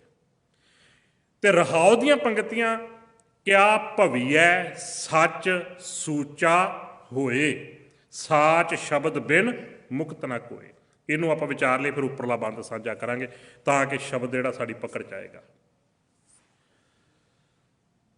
ਮੈਂ ਅਕਸਰ ਬੇਨਤੀ ਕਰਦਾ ਹੁੰਦਾ, ਜਦੋਂ ਕਿਸੇ ਨਾਲ ਇੱਕਮਿਕ ਹੋਣਾ ਹੋਵੇ ਨਾ, ਤੇ ਜਿਹਦੇ ਨਾਲ ਤੁਸੀਂ ਇੱਕਮਿਕ ਹੋਣਾ ਚਾਹੁੰਦੇ ਜੇ, ਉਹਦੇ ਵਰਗੇ ਬਣਨਾ ਪਵੇਗਾ। ਪਾਣੀ ਹੀ ਪਾਣੀ ਵਿੱਚ ਸਮਾ ਸਕਦਾ ਹੈ। ਪਾਣੀ ਤੇ ਪਾਣੀ ਵਿੱਚ ਮਿਲਾ ਦਿਓ, ਇੱਕਮਿਕ ਹੋ ਜਾਏਗਾ। ਕਿੰਨੀਆਂ ਨਦੀਆਂ ਦਰਿਆਵਾਂ ਦਾ ਪਾਣੀ ਸਮੁੰਦਰ 'ਚ ਡਿੱਗਦਾ ਜੀ, ਇੱਕਮਿਕ ਹੋ ਜਾਂਦਾ ਹੈ, ਤੁਸੀਂ ਵੱਖਰਾ ਕਰ ਹੀ ਨਹੀਂ ਸਕਦੇ। ਸਾਡੇ ਜੀਵਨ ਦਾ ਮਕਸਦ ਵੀ ਤੇ ਰੱਬ ਦੇ ਮਿਲਾਪ ਹੀ ਹੈ ਨਾ।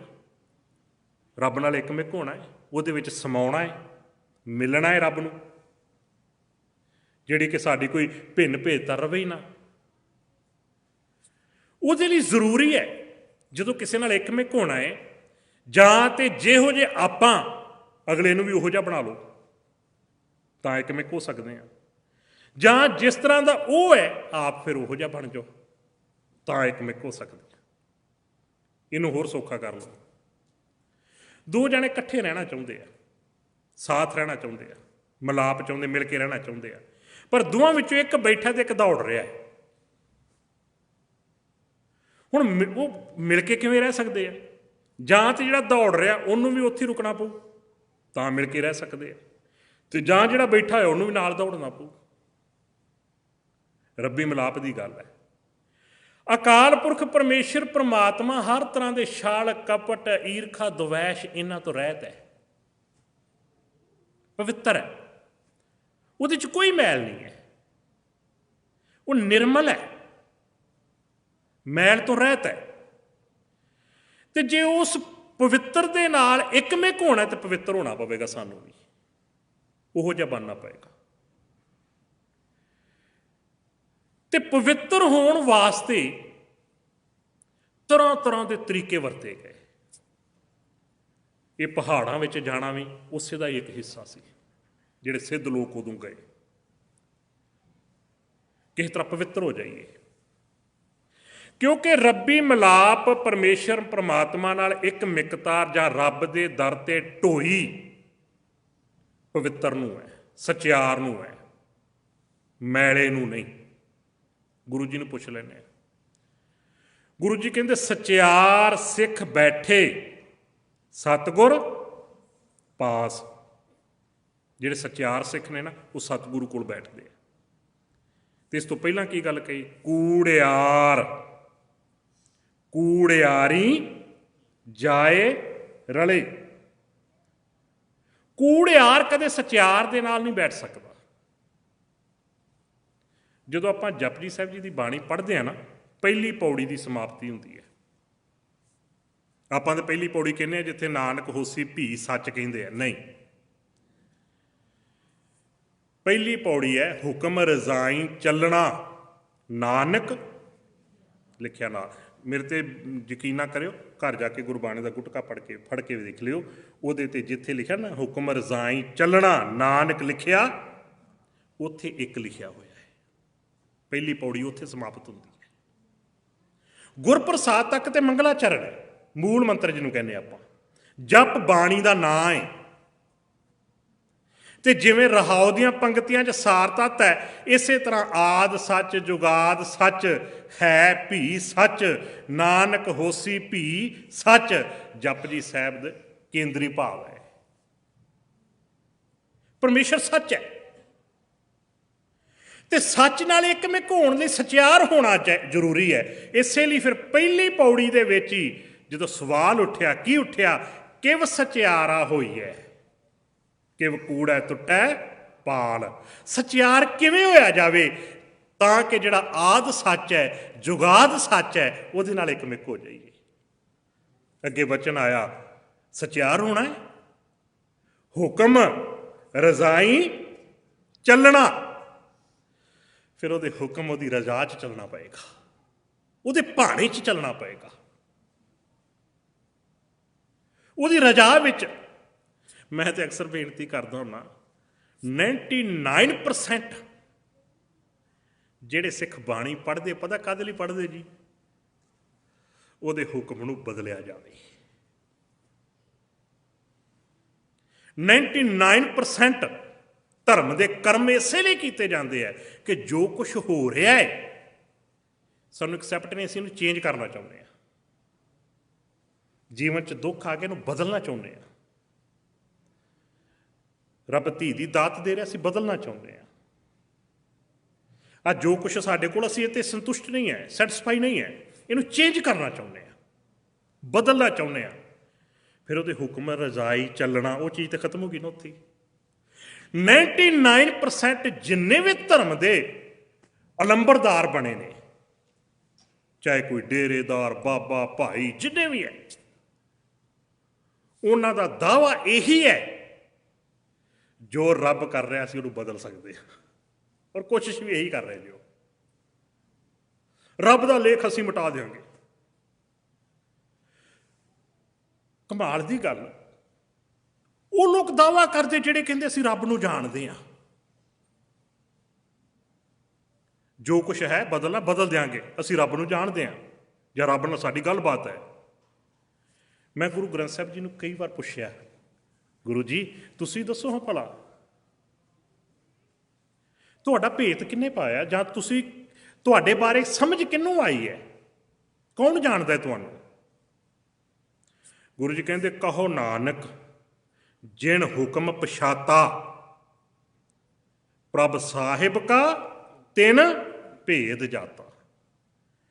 ਪ੍ਰਭੂ ਸਾਹਿਬ ਦਾ ਭੇਦ, ਉਨ ਭਾਵ ਰੱਬ ਦੀ ਸਮਝ ਉਸੇ ਨੂੰ ਆਈ ਹੈ ਜਿਹਨੇ ਉਹਦੇ ਹੁਕਮ ਨੂੰ ਸਮਝ ਲਿਆ। ਤੇ ਜਿਹਨੇ ਸਮਝ ਲਿਆ ਨਾ, ਉਹਨੇ ਫਿਰ ਹੁਕਮ ਨੂੰ ਬਦਲਿਆ ਨਹੀਂ। ਉਹਨੇ ਕਿਹਾ ਤੇਰਾ ਕੀਆ ਮਿੱਠਾ ਲੱਗ, ਜੋ ਤੂੰ ਕਰ ਰਿਹਾ ਮੈਨੂੰ ਮਿੱਠਾ ਲੱਗਦਾ, ਪਿਆਰਾ ਲੱਗਦਾ ਹੈ। ਤੇਰਾ ਭਾਣਾ ਜਿਹੜਾ ਹੈ ਮੈਨੂੰ ਵਧੀਆ ਲੱਗਦਾ ਹੈ। ਅਸੀਂ ਭਾਣੇ ਦੇ ਅਰਥ ਕੀ ਕੀਤੇ ਜੀ? ਕਿਸੇ ਦੀ ਡੈਥ ਹੋ ਜੇ ਨਾ, ਰੱਬ ਦਾ ਭਾਣਾ ਵਰਤ ਗਿਆ। ਤੇ ਜੇ ਕਿਸੇ ਦੇ ਘਰ ਕੋਈ ਬੱਚੇ ਦਾ ਜਨਮ ਹੋਵੇ, ਕਦੀ ਕਿਹਾ ਵੀ ਰੱਬ ਦਾ ਭਾਣਾ ਵਰਤ ਗਿਆ? ਕਿਸੇ ਦੇ ਘਰ ਬੱਚਾ ਪੈਦਾ ਹੋਇਆ ਹੋਵੇ, ਆਪਾਂ ਜਾ ਕੇ ਕਹੀਏ ਉਹਦੇ ਘਰ ਰੱਬ ਦਾ ਭਾਣਾ ਵਰਤ ਗਿਆ ਤੁਹਾਡੇ ਘਰ, ਉਹ ਡਾਂਗ ਲੈ ਕੇ ਪਿੱਛੇ ਆ ਜੀ, ਸਾਡੇ ਘਰ ਬੱਚੇ ਦਾ ਜਨਮ, ਖੁਸ਼ੀਆਂ ਦਾ ਮਾਹੌਲ, ਤੁਸੀਂ ਕਹਿੰਦੇ ਰੱਬ ਦਾ ਭਾਣਾ ਵਰਤ ਗਿਆ। ਫਿਰ ਰੱਬ ਦਾ ਭਾਣਾ ਕਿਹਨੂੰ ਸਮਝਦੇ ਜੋ ਗਲਤ ਹੈ? ਜਦੋਂ ਕਿ ਆਨੰਦ ਸਾਹਿਬ ਤੇ ਆਪਾਂ ਸਾਰੇ ਪੜ੍ਹਦੇ ਹਾਂ, ਗੁਰੂ ਜੀ ਕਹਿੰਦੇ ਜਾ ਤਿਸ ਭਾਣਾ ਤਾਂ ਕਰੋ ਰਸਨਾ ਸਾਂਝੀ, ਜਾ ਤਿਸ ਭਾਣਾ ਤਾਂ ਜੰਮਿਆ। ਜਨਮ ਦਾ ਸੰਬੰਧ ਭਾਣੇ ਨਾਲ ਹੈ, ਪਰ ਅਸੀਂ ਭਾਣੇ ਦੇ ਨਾਲ ਸੰਬੰਧ ਜੋੜਿਆ ਦੁੱਖਾਂ ਦਾ, ਪਰੇਸ਼ਾਨੀਆਂ ਦਾ, ਉਹਨਾਂ ਚੀਜ਼ਾਂ ਦਾ। ਇਹ ਰੱਬ ਦਾ ਭਾਣਾ ਹੈ। ਗੁਰੂ ਬਖਸ਼ਿਸ਼ ਕਰੇ ਨੁਕਤਾ ਸਾਡੀ ਪਕੜ 'ਚ ਆ ਜਾਏ ਕਿਤੇ। ਪਰਮੇਸ਼ਰ ਦੇ ਰੱਬੀ ਹੁਕਮ ਦੇ ਵਿੱਚ ਉਹਦੀ ਰਜ਼ਾ 'ਚ ਚੱਲਣਾ, ਇਹੀ ਸਚਿਆਰ ਹੋਣਾ ਹੈ। ਇਹੀ ਗੱਲ ਗੁਰੂ ਨਾਨਕ ਸਾਹਿਬ ਜੀ ਉੱਥੇ ਸਿੱਧ ਲੋਕਾਂ ਦੇ ਨਾਲ ਸਾਂਝੀ ਕਰ ਰਹੇ। ਕਿਆ ਭਵੀਐ ਸੱਚ ਸੂਚਾ ਹੋਏ, ਕੀ ਭਟਕ ਰਹੇ ਹੋ ਪਵਿੱਤਰਤਾ ਦੇ ਲਈ? ਅਸਲ ਦੇ ਵਿੱਚ ਪਵਿੱਤਰ ਸੱਚ ਹੈ। ਤੇ ਸੱਚ ਕੀ ਹੈ, ਇਹਦੇ ਅਰਥ ਵੀ ਕੀਤੇ। ਕਿਆ ਭਵੀਐ ਸੱਚ ਸੂਚਾ ਹੋਏ, ਸਾਚ ਸ਼ਬਦ ਬਿਨ। ਇਹਦਾ ਅਰਥ ਕੀ ਹੈ? ਸੱਚ ਕਿਹਨੂੰ ਕਿਹਾ? ਸ਼ਬਦ ਨੂੰ। ਸੱਚੇ ਸ਼ਬਦ ਤੋਂ ਬਗੈਰ, ਇਸ ਸ਼ਬਦ ਤੋਂ ਬਗੈਰ ਮੁਕਤ ਨਾ ਕੋਏ। ਇਹਦੇ ਤੋਂ ਬਗੈਰ ਸਾਡਾ ਜੀਵਨ ਜਿਹੜਾ ਹੈ ਉਹ ਵਿਕਾਰਾਂ ਤੋਂ ਮੁਕਤ ਨਹੀਂ ਹੋ ਸਕਦਾ, ਉਹ ਪਵਿੱਤਰ ਨਹੀਂ ਹੋ ਸਕਦਾ। ਸ਼ਬਦ ਤੋਂ ਬਗੈਰ ਪਵਿੱਤਰਤਾ ਨਹੀਂ। ਪਵਿੱਤਰਤਾ ਦੀ ਜਦੋਂ ਗੱਲ ਚੱਲਦੀ ਹੈ ਨਾ, ਸਾਡੇ ਵਿੱਚ ਇੱਕ ਆਮ ਪ੍ਰਚਲਿਤ ਚੱਲਦਾ ਹੈ, ਤੀਰਥਾਂ ਦਾ ਜ਼ਿਕਰ ਆਉਂਦਾ ਹੈ। ਤੀਰਥਾਂ ਦੇ ਇਸ਼ਨਾਨ ਨਾਲ ਪਵਿੱਤਰਤਾ ਹੁੰਦੀ ਹੈ, ਬੜੀ ਇਹ ਚੀਜ਼ ਪ੍ਰਚਲਿਤ ਹੋਈ। ਗੁਰੂ ਨਾਨਕ ਸਾਹਿਬ ਦਾ ਇੱਕ ਸ਼ਬਦ ਆਉਂਦਾ ਹੈ, ਗੁਰੂ ਜੀ ਕਹਿੰਦੇ ਤੀਰਥ ਨਹਾਵਣ ਜਾਓ। ਸਾਰੇ ਰਸਨਾ ਸਾਂਝੀ ਕਰੋ। ਤੀਰਥ ਨਹਾਵਣ, ਤੀਰਥ ਜਾਓ ਸ਼ਬਦ ਕਿਹਾ, ਜਾਓ ਨਹੀਂ ਕਿਹਾ ਮੈਂ। ਜਾਓ ਕਿਉਂ? ਊੜੇ ਦੇ ਔਂਕੜ ਹੈ। ਜੇ ਹੋੜਾ ਹੁੰਦਾ ਫਿਰ ਜਾਓ ਹੋਣਾ ਸੀ, ਦੂਜਿਆਂ ਲਈ ਸੰਬੋਧਨ ਹੈ। ਇੱਥੇ ਔਂਕੜ ਹੈ, ਅਰਥ ਬਦਲ ਜਾਂਦੇ ਆ। ਇਸੇ ਤਰ੍ਹਾਂ ਗੁਰੂ ਬਖਸ਼ਿਸ਼ ਕਰੇ ਨੁਕਤਾ ਪਕੜ ਵਿੱਚ ਆ ਜੇ। ਵਿਆਕਰਨ ਦੀ ਇਹੀ ਤੇ ਖੂਬਸੂਰਤੀ ਹੈ। ਗੁਰੂ ਨਾਨਕ ਸਾਹਿਬ ਜੀ ਕਹਿੰਦੇ ਤੀਰਥ ਨਹਾਵਣ ਜਾਓ। ਮੈਂ ਵੀ ਤੀਰਥ ਨਹਾਉਣ ਜਾਂਦਾ ਹਾਂ, ਪਰ ਤੀਰਥ ਕੀ ਹੈ? ਤੀਰਥ ਨਾਮ ਹੈ। ਹੁਣ ਸਵਾਲ ਖੜ੍ਹਾ ਹੋਏਗਾ, ਨਾਮ ਕਿਹੜਾ? ਇੱਥੇ ਤੇ ਹਰ ਵਿਅਕਤੀ ਦਾ ਇੱਕ ਆਪਣਾ ਹੀ ਨਾਮ ਹੈ। ਕੋਈ ਨਾਂ ਲੈ ਰਿਹਾ, ਕੋਈ ਨਾਂ ਲੈ ਰਿਹਾ। ਕੋਈ ਕਹਿੰਦਾ ਸਾਡੇ ਬਾਬਾ ਜੀ ਕੋਲ 7 ਅੱਖਰਾਂ ਦਾ ਨਾਂ ਹੈ, ਦੂਜਾ ਕਹਿੰਦਾ ਸਾਡੇ ਬਾਬਾ ਜੀ ਕੋਲ 5 ਅੱਖਰਾਂ ਦਾ ਨਾਂ ਹੈ। ਅੱਗੇ ਬਚਨ ਕੀਤਾ ਤੀਰਥ ਸ਼ਬਦ ਵਿਚਾਰ ਹੈ। ਸ਼ਬਦ ਦੀ ਵਿਚਾਰ, ਜਿਹੜੀ ਸ਼ਬਦ ਦੀ ਵਿਚਾਰ ਇਹ ਤੀਰਥ ਹੈ। ਇਹਦੇ 'ਚ ਇਸ਼ਨਾਨ ਕਰਨਾ ਹੈ। ਅੰਤਰ ਗਿਆਨ ਹੈ, ਗੁਰ ਗਿਆਨ ਸਾਚਾ ਥਾਨ ਤੀਰਥ। ਤੀਰਥ ਸਥਾਨ ਕੀ ਹੈ? ਜਿਹੜਾ ਗੁਰੂ ਦਾ ਸੱਚਾ ਗਿਆਨ, ਇਹ ਤੀਰਥ ਇਸ਼ਨਾਨ ਹੈ। ਜਿਹੜਾ ਗੁਰੂ ਦਾ ਸੱਚਾ ਗਿਆਨ ਹੈ, ਇਹਦੇ ਵਿੱਚ ਇਸ਼ਨਾਨ ਕਰਨਾ ਹੈ। ਤੇ ਕਰਨਾ ਕਿਹਨੇ? ਮਨ ਨੇ, ਸੁਰਤ ਨੇ, ਤਾਂ ਕਿ ਸਾਡੀ ਕਰਨੀ ਪਵਿੱਤਰ ਹੋ ਜਾਵੇ। ਗੁਰੂ ਨਾਨਕ ਸਾਹਿਬ ਜੀ ਕਹਿੰਦੇ ਕਿਆ ਭਵੀਐ ਸੱਚ ਸੂਚਾ ਹੋਏ, ਸਾਚ ਸ਼ਬਦ ਬਿਨ ਮੁਕਤ ਨਾ ਕੋਏ। ਇਹ ਕੇਂਦਰੀ ਭਾਵ ਹੈ ਸ਼ਬਦ ਦੀ ਆਰੰਭਤਾ।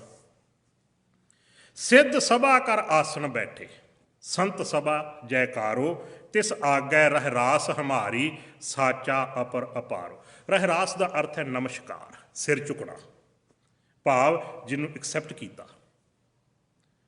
ਸਿੱਧ ਸਭਾ ਕਰ ਆਸਣ ਬੈਠੇ, ਸੰਤ ਸਭਾ ਜੈਕਾਰੋ। ਜਿਹੜੀ ਸੰਤ ਸਭਾ ਵਿੱਚ ਅਕਾਲ ਪੁਰਖ ਵਰਤ ਰਿਹਾ ਹੈ, ਸਿੱਧ ਸਭਾ ਕਰ ਆਸਣ ਬੈਠੇ। ਤੇ ਸਿੱਧ ਦਾ ਅਰਥ ਕੀ ਹੈ? ਅਕਾਲ ਪੁਰਖ।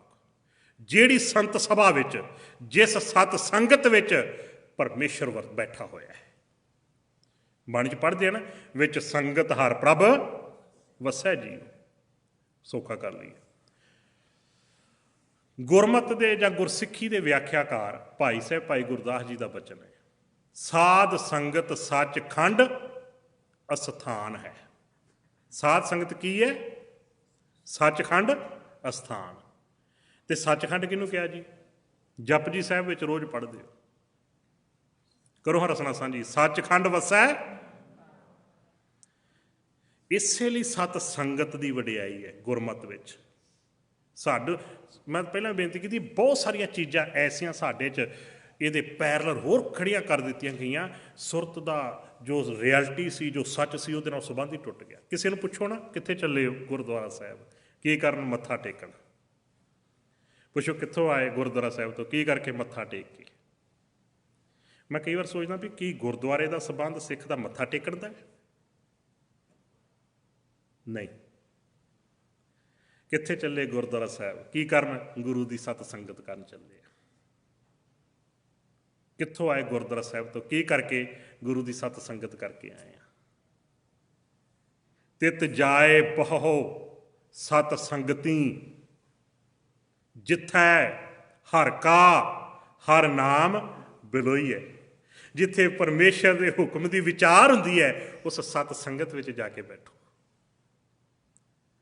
ਸਿੱਖ ਗੁਰੂ ਦੀ ਸੰਗਤ ਕਰਦਾ ਹੈ। ਸੰਗਤ ਦੀ ਗੱਲ ਹੈ। ਗੁਰਬਾਣੀ ਸੰਗਤ ਬਿਨਾ ਦੂਜੀ ਓਟ ਨਹੀਂ ਹੈ ਰਾਈ।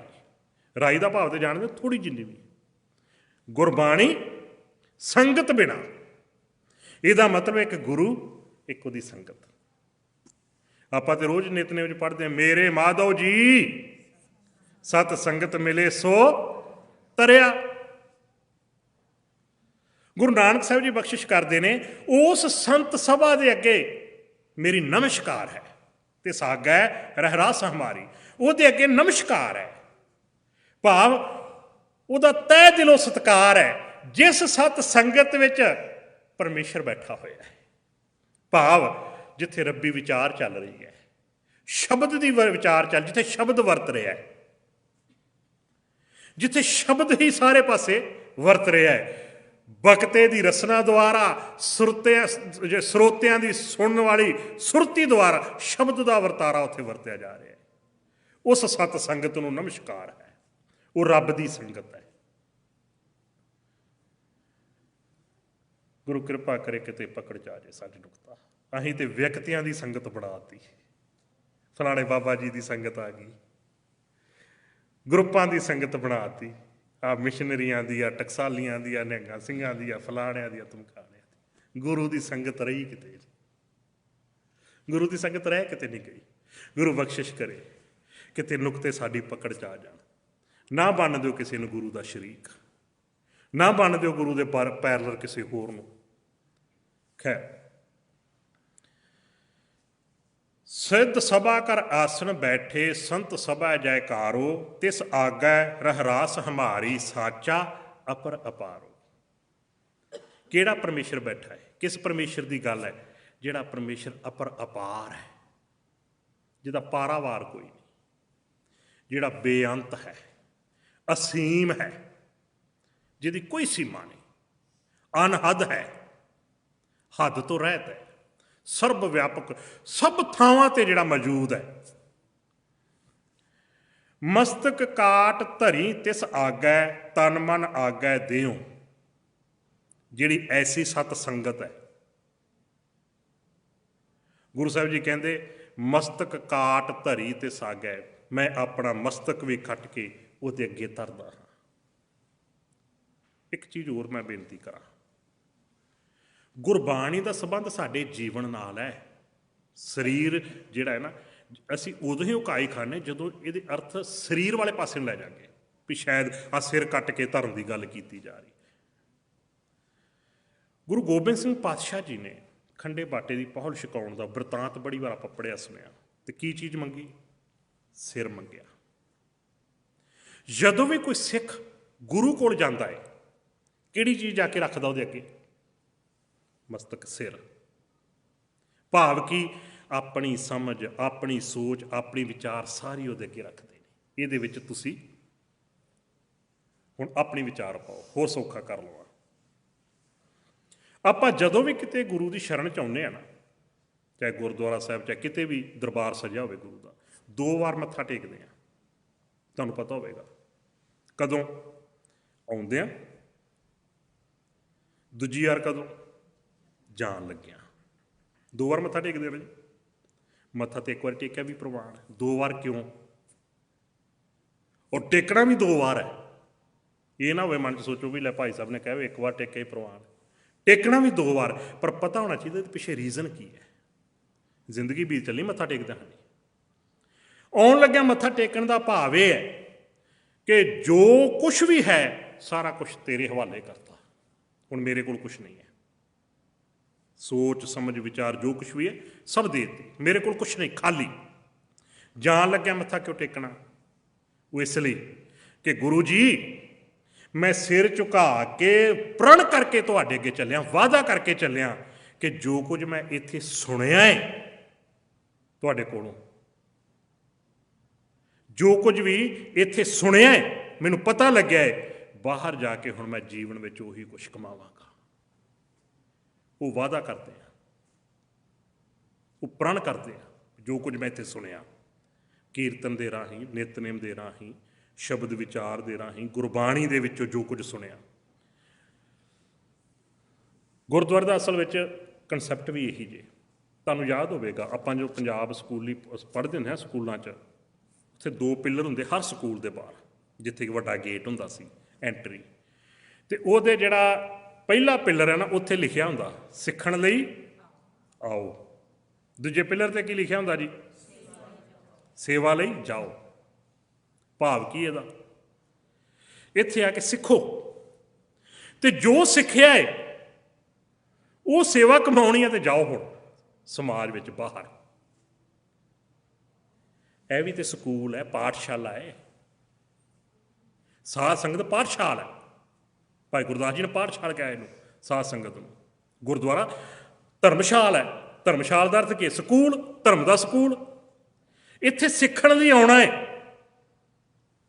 ਤੇ ਸੇਵਾ ਲਈ ਸਮਾਜ ਵਿੱਚ ਜਾਣਾ ਹੈ। ਅਫਸੋਸ ਉਲਟੀ ਖੇਡ ਹੋ ਗਈ। ਸੇਵਾ ਲਈ ਇੱਥੇ ਆ ਰਹੇ ਆ, ਉਲਟੀ ਖੇਡ ਚੱਲ ਗਈ। ਸਿੱਖਣ ਲਈ ਕਿਸੇ ਹੋਰ ਪਾਸੇ ਜਾ ਰਹੇ। ਗੁਰੂ ਬਖਸ਼ਿਸ਼ ਕਰੇ। ਇੱਥੇ ਸਿੱਖਣਾ ਹੈ ਤੇ ਜੋ ਕੁਝ ਸਿੱਖਿਆ ਹੈ ਉਹਨੂੰ ਲੈ ਕੇ ਫਿਰ ਸਮਾਜ ਵਿੱਚ ਕਮਾਉਣਾ ਹੈ, ਜੀਵਨ ਦੇ ਵਿੱਚ ਉਹਨੂੰ ਵਰਤਣਾ ਹੈ। ਇਹੀ ਗੱਲ ਗੁਰੂ ਸਾਹਿਬ ਜੀ ਨੇ ਇੱਥੇ ਸਮਝਾਈ ਹੈ। ਮਸਤਕ ਕਾਟ ਧਰੀ ਤਿਸ ਆਗੈ ਤਨ ਮਨ ਆਗੈ ਦਿਓ। ਉਹ ਜਿਹੜੀ ਸੰਤ ਸਭਾ, ਜਿਸ ਸਭਾ ਵਿੱਚ ਪਰਮੇਸ਼ਰ ਵਰਤ ਰਿਹਾ ਹੈ, ਅਕਾਲ ਪੁਰਖ ਵਰਤ ਰਿਹਾ ਹੈ, ਮੈਂ ਆਪਣਾ ਤਨ, ਆਪਣਾ ਮਨ, ਭਾਵ ਆਪਣਾ ਸਾਰਾ ਕੁਛ ਉਹਦੇ ਹਵਾਲੇ ਕਰਦਾ, ਭਾਵ ਉਹਦੇ ਅੱਗੇ ਅਰਪਣ ਕਰਦਾ। ਉਹ ਜਿਵੇਂ ਹੁਣ ਇਹਨੂੰ ਚਲਾਊਗੀ ਮਨ ਨੂੰ, ਉਹ ਸੰਤ ਸਭਾ, ਇਹ ਮਨ ਉਸੇ ਤਰ੍ਹਾਂ ਵਿਚਾਰ ਕਰੇਗਾ, ਇਹ ਤਨ ਉਸੇ ਤਰ੍ਹਾਂ ਕਰਮ ਕਰੇਗਾ। ਨਾਨਕ ਸੰਤ ਮਿਲੈ ਸੱਚ ਪਾਈਐ। ਇਹ ਨਾਨਕ, ਜਦੋਂ ਇਹੋ ਜਿਹੀ ਸਤ ਸੰਗਤ ਮਿਲ ਜਾਂਦੀ ਹੈ ਜਿੱਥੇ ਪਰਮੇਸ਼ਰ ਵਰਤ ਰਿਹਾ ਹੋਵੇ, ਉੱਥੋਂ ਫਿਰ ਜੀਵਨ ਦਾ ਸੱਚ ਪ੍ਰਾਪਤ ਹੋ ਜਾਂਦਾ ਹੈ। ਜੀਵਨ ਦਾ ਸੱਚ ਸਤ ਸੰਗਤ 'ਚੋਂ ਮਿਲਦਾ ਹੈ। ਇਸੇ ਲਈ ਸੰਗਤ ਨੂੰ ਸਭ ਤੋਂ ਉੱਤਮ ਕਿਹਾ ਹੈ। ਸਾਡੇ ਵਿਦਵਾਨਾਂ ਨੇ ਤੇ ਇੱਥੋਂ ਤੱਕ ਵੀ ਸਾਨੂੰ ਸਮਝਾਇਆ ਕਿ ਗੁਰੂ ਸਾਹਿਬਾਂ ਦੇ ਇਹ ਵੀ ਬਚਨ ਸੀ ਕਿ ਸੰਗਤ ਜਿਹੜੀ ਹੈ ਉਹ ਮੇਰੇ ਤੋਂ ਇੱਕ ਵਿਸਵਾ ਹੋਰ ਉੱਪਰ ਹੈ। ਸੰਗਤ ਇੰਨੀ ਉੱਤਮ, ਹੋਰ ਸੌਖਾ ਕਰ ਲੈਂਦੇ। ਜਿਸ ਸਮੇਂ ਭਾਈ ਸੱਤਾ ਤੇ ਭਾਈ ਬਲਵੰਡ ਜੀ ਨੇ ਕੀਰਤਨ ਕਰਨ ਤੋਂ ਇਨਕਾਰ ਕੀਤਾ, ਜਿਹੜੀ ਗਾਥਾ ਆਪਾਂ ਪੜ੍ਹਦੇ ਸੁਣਦੇ ਹਾਂ, ਤੇ ਗੁਰੂ ਜੀ ਨੇ ਕੀ ਬਚਨ ਕਿਹਾ ਸੰਗਤ ਨੂੰ? ਤੁਸੀਂ ਕੀਰਤਨ ਕਰੋ, ਸੰਗਤ ਕਰੇ। ਕਿਉਂ? ਕਿਉਂਕਿ ਸ਼ਬਦ ਦਾ ਸੰਬੰਧ ਸੰਗਤ ਨਾਲ ਹੈ। ਸੰਗਤ ਵਿੱਚ ਸ਼ਬਦ ਵਰਤਦਾ ਹੈ, ਕਿਸੇ ਵਿਅਕਤੀ ਵਿਸ਼ੇਸ਼ ਨੂੰ ਨਹੀਂ ਕਿਹਾ। ਆਪ ਉਸੇ ਸੰਗਤ ਦਾ ਹਿੱਸਾ ਬਣੇ। ਸੰਗਤ ਕਿੰਨੀ ਉੱਤਮ ਹੈ। ਬਾਬਾ ਬੁੱਢਾ ਸਾਹਿਬ ਜੀ ਗੁਰੂ ਗ੍ਰੰਥ ਸਾਹਿਬ ਜੀ ਦੀ ਹਜ਼ੂਰੀ 'ਚ ਹੈ। ਗੁਰੂ ਸਾਹਿਬ ਆਪ ਉਹਦੇ ਸਨਮੁਖ ਸੰਗਤ ਵਿੱਚ ਨੇ, ਭਾਵ ਗੁਰੂ ਸੰਗਤ ਵਿੱਚ ਹੈ। ਗੁਰੂ ਬਖਸ਼ਿਸ਼ ਕਰੇ ਨੁਕਤਾ ਪਕੜ 'ਚ ਆ ਜਾਏ, ਗੁਰੂ ਸੰਗਤ ਵਿੱਚ ਹੈ। ਸੰਗਤ ਇੰਨੀ ਉੱਤਮ ਹੈ। ਹਜ਼ੂਰ ਜੀ ਬਖਸ਼ਿਸ਼ ਕਰਦੇ ਨੇ, ਨਾਨਕ ਸੰਤ ਮਿਲੈ ਸੱਚ ਪਾਈਏ, ਸਹਿਜ ਭਾਏ ਜਸ ਲਿਓ।